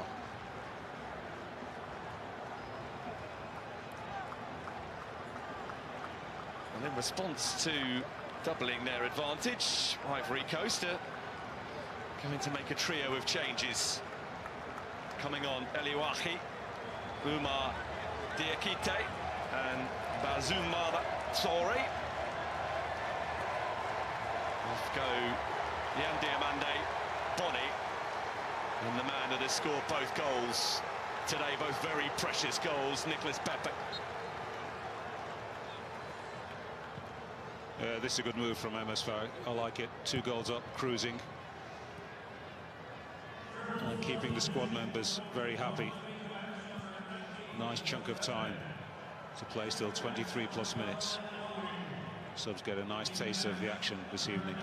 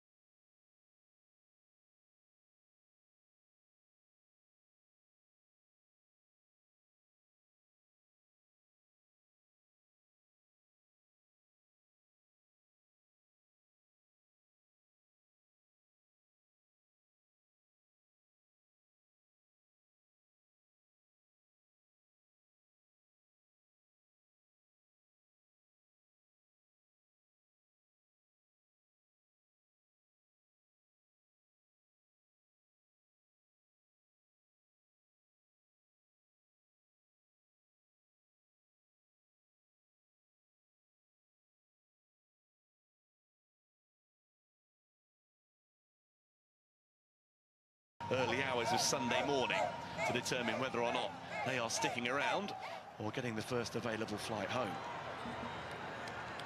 The Tartan Army won't mind. That's a few more days guaranteed at least, wouldn't they? There you go, there is Group E. Germany, we already knew they were locked in to the top spot. Ivory Coast would join them, and we would be saying farewell to Ecuador, of which much was expected, and Curacao, who have, with that 1 point, already exceeded their expectations.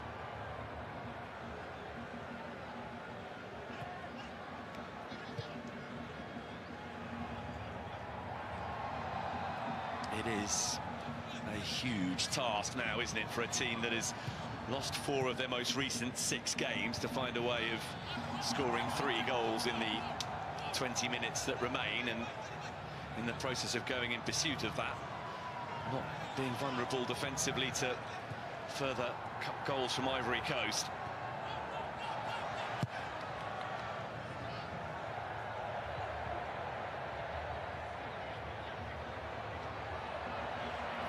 Antonis. Brennet. Well blocked by Operi. Operi's done well. Usual left back is Guslan Konan. Powerful left back, powerful player. And he's done his caused no harm at all. Tight one. He was offside on him. Like he was just about on. As MS5 has given the substitutes the latest draft, the 3 at once. Opportunity to really stretch their legs.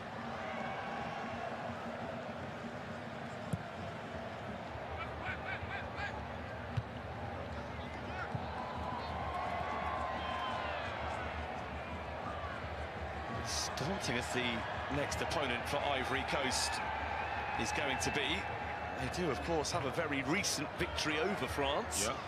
Just before the World Cup. Yep. And who's to say that, with that in mind, they wouldn't also be capable of beating Norway.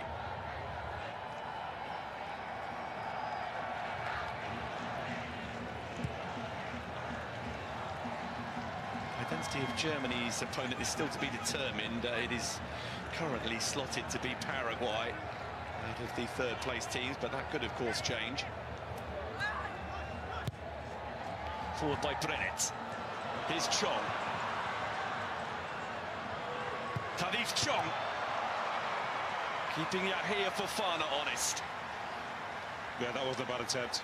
He's venturing further forward as far as he's been all game, actually. Chong. Under pressure from Operi. He can really hold his head up high, the Curacao number 21.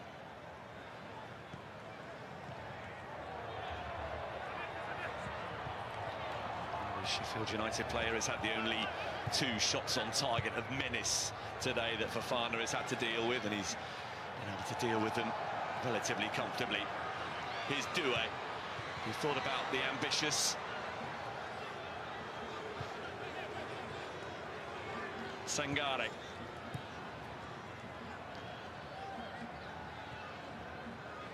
Swapping passes with Inau before Locadia got involved.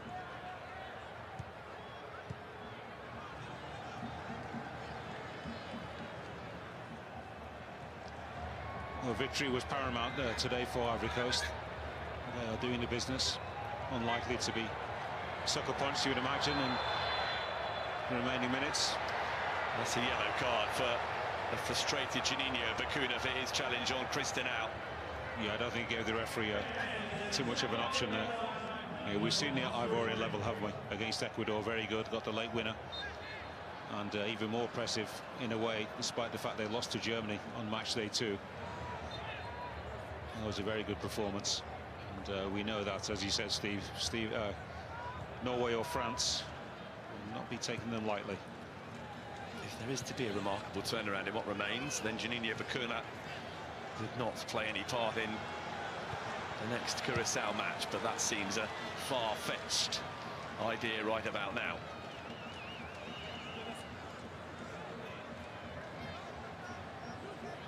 You know, referee just slapped hands as if to say, well, I apologise for the yellow card, but I'm doing my job, kind of thing.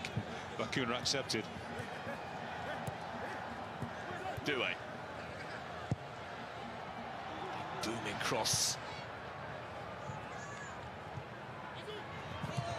Chased down by Azumana Toure.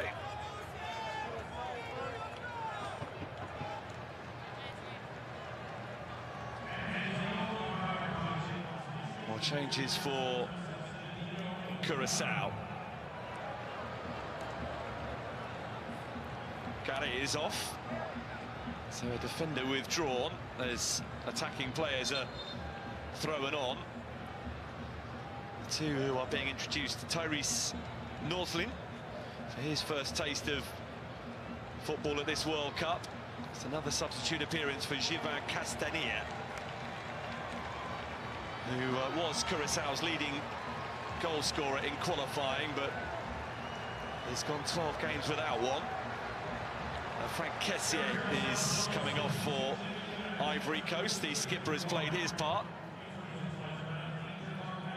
Jean-Michel Seri, the veteran. Chance for former Hull and Fulham player to get involved. Fonville was the other to be withdrawn by Curaçao.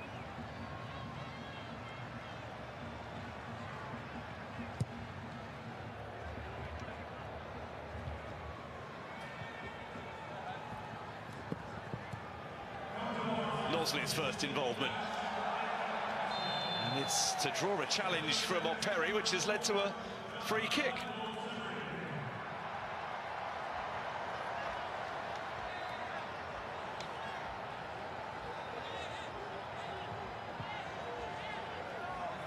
Well, Curaçao has sacrificed two of their back five that started the game in the search of the improbable.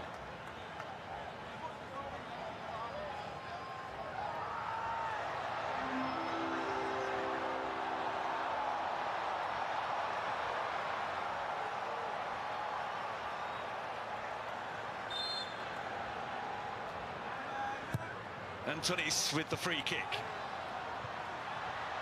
And in the end, harmlessly over the bar. Fofana can watch it sail clear. Juninho Bakuna was amongst those looking to get a decisive touch. Yeah, difficult. The ball wasn't high enough. There has been another goal in the game between Germany and Ecuador. And Gonzalo Plata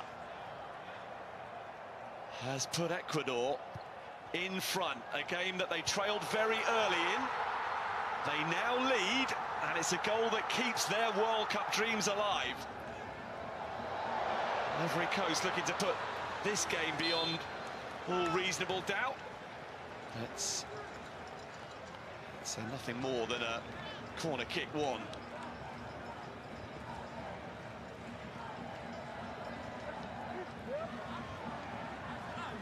Lovely skill from Umar Diakite, wins a corner.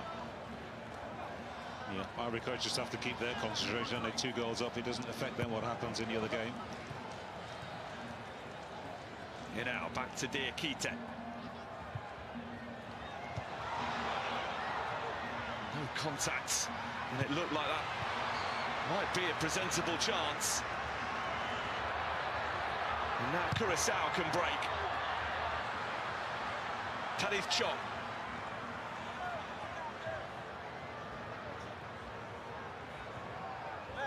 He was trying to win a corner and that didn't happen.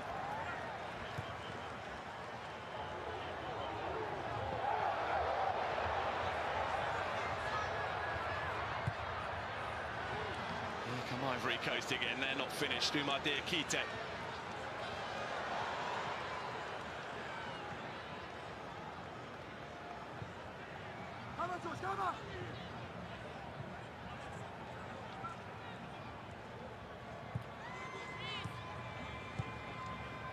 Operi.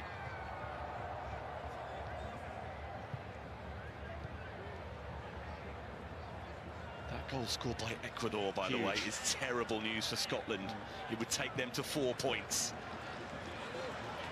They would have to wait and see, Ecuador. Wouldn't know for certain now, but would be fairly confident that those 4 points would be enough to secure them a place in the round of 32. They could start planning for remaining at the World Cup.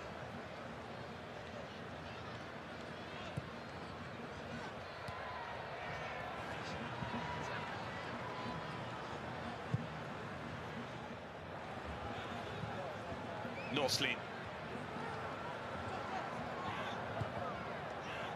Gets it back from Chong.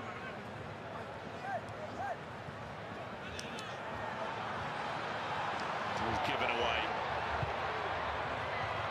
Oh, it's a big header.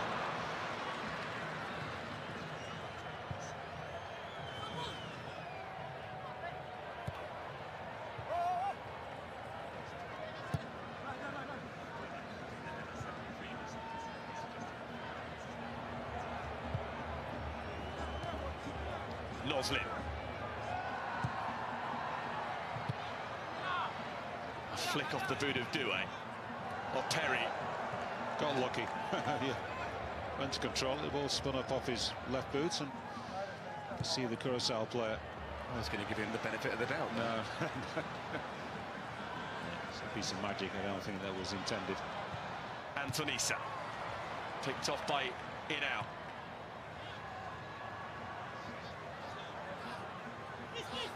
Oh, Perry.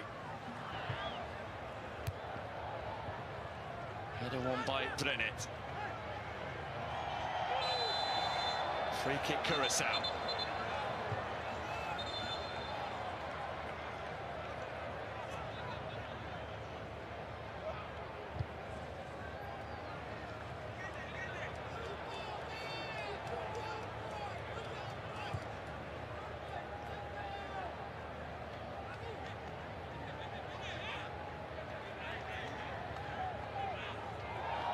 Ecuador would actually jump to the top of the table of third-placed teams, so it does look, as things stand, as though 3 are progressing from Group E. Germany, Ivory Coast and Ecuador. Curacao have got 7 minutes in stoppage time for the astonishing to keep themselves in the World Cup. They need to score 3 times in the time that remains.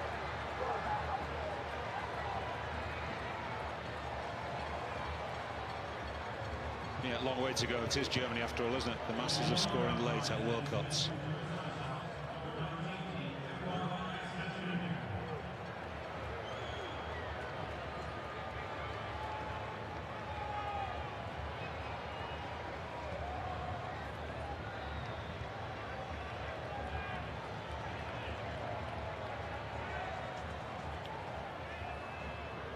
Glenn Dyberg is just trying to make himself understood, but we are now ready to get back on with the game.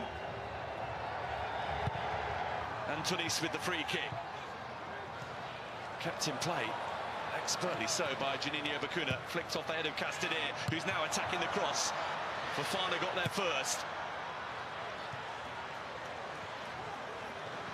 Diakite can try and get Ivory Coast to safety. Jean-Michel Seri. Diakite. Dispossessed. Here's Leandro Bacuna. Brenet. Noslin.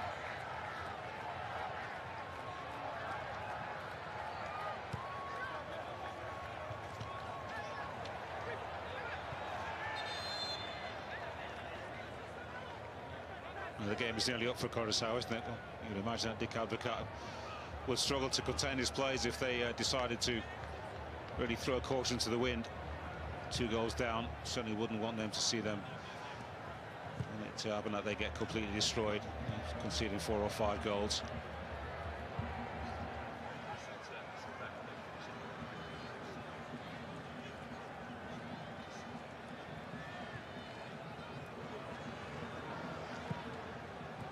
Towards Juninho Bacuna.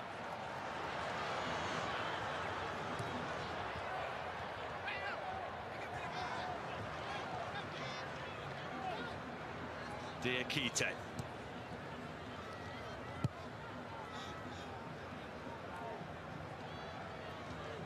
blame Cote d'Ivoire for slowing things down. This now should be an energy-saving exercise. Since the second goal went in, you could feel really comfortable about their position. Toure. That's a good-looking cross. Oh, great ball. And it was very nearly turned between his own posts by Obispo. Who's had a good game, actually. He intercepted a ball that was heading for an Ivorian defender a couple of moments ago. And he had tired legs. An important stop, that.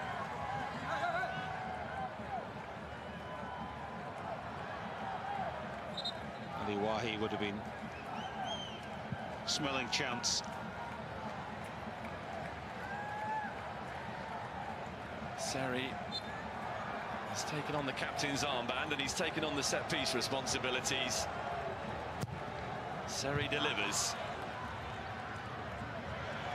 Not cleared, in out.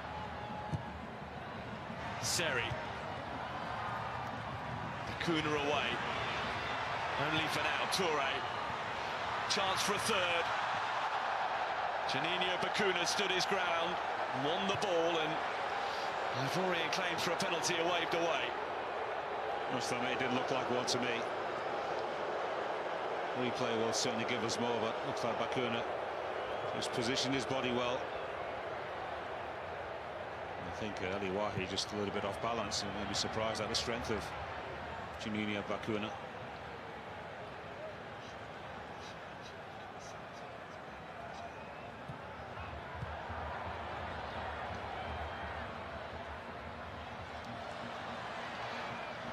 Juninho Bakuna has lost out. Here comes Oumar Diakite. Good battle that, and Rome had to react to prevent the own goal.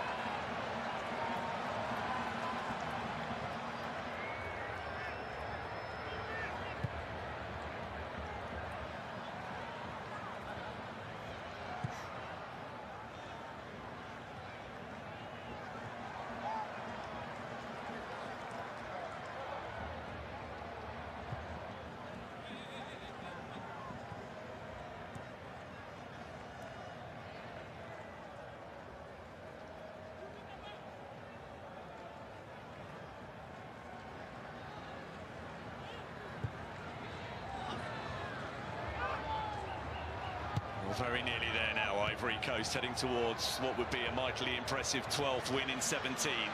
Can they get there with a bit of a flourish? Ruhm out to make the save. It's the first one he's had to make. Yeah, had to lift it. Ali Wahi got carried away, he went for power, such a tight angle. And all for money, I thought he was just going to clip it. And there you go, confirming Scotland clinging on to the 8th and final best placed 3rd position, with a lot still potentially to change. The effort from distance has Fofana backpedaling, but able to deal with the danger from Tyrese Nuslin.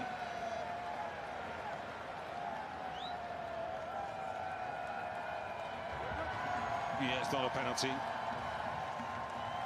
Yeah, the officials have got that one right. Ali Wahi was, just tried to step across Juninho Bakuna. Didn't really make too much of an attempt to play the ball, but bodily contact is a comfortable save from by Yahya Fofana. Looks spectacular. So does that image. Stranded.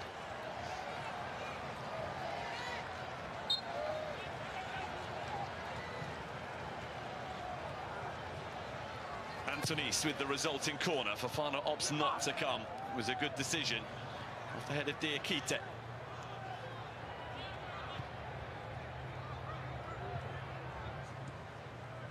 Chong.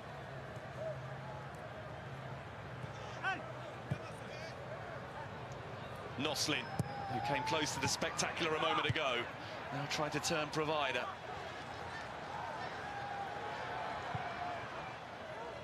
Floranis for Antonis, charged down by Diakite. And Sangare is there.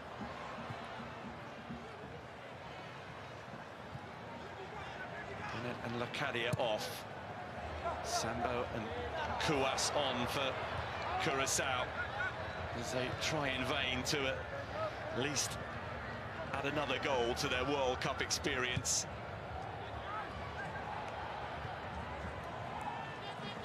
Kouas involved. Now to Noslin.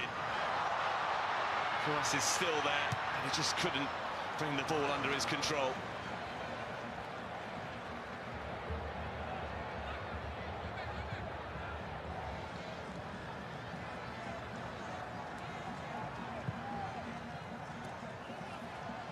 Ivory Coast not in a generous mood, are they, to concede one? Noslin. Whipped in, but once again dealt with defensively. Ivory Coast have been excellent. Given Curaçao very little to encourage themselves that goals were possible, but still they try. Castanier well off target. He's asking a lot of himself. Control turn almost in one movement and get a powerful shot off on target. They've played bravely, haven't they, throughout this tournament? That opening day thrashing against Germany's something that they will quickly put to bed, I would imagine, by the time they get home in the next couple of days. Admirable performance against Ecuador to get a point, and they've by no means disgraced themselves tonight. It doesn't get any worse than 2-0. They can say it's been a fantastic experience. Got a goal, got themselves a point as well. Already be looking forward to qualification for the World Cup in 4 years' time. Kouas. So one final moment of celebration for Curaçao. Antonis taking aim. And then the flag is up as the effort from Floranis is well off target.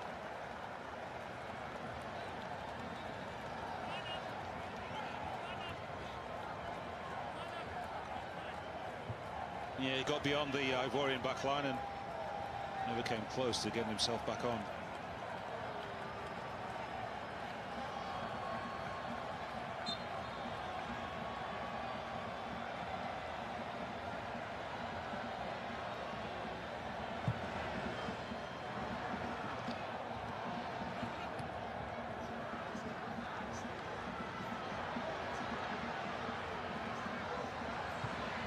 Toure.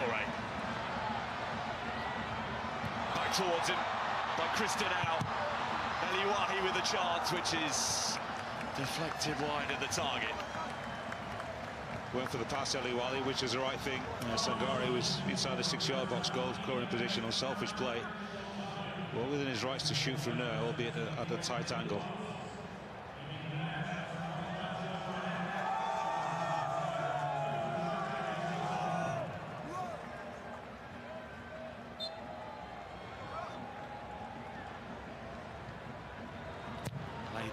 Ivory Coast corner, which Antonis completes the defensive work on.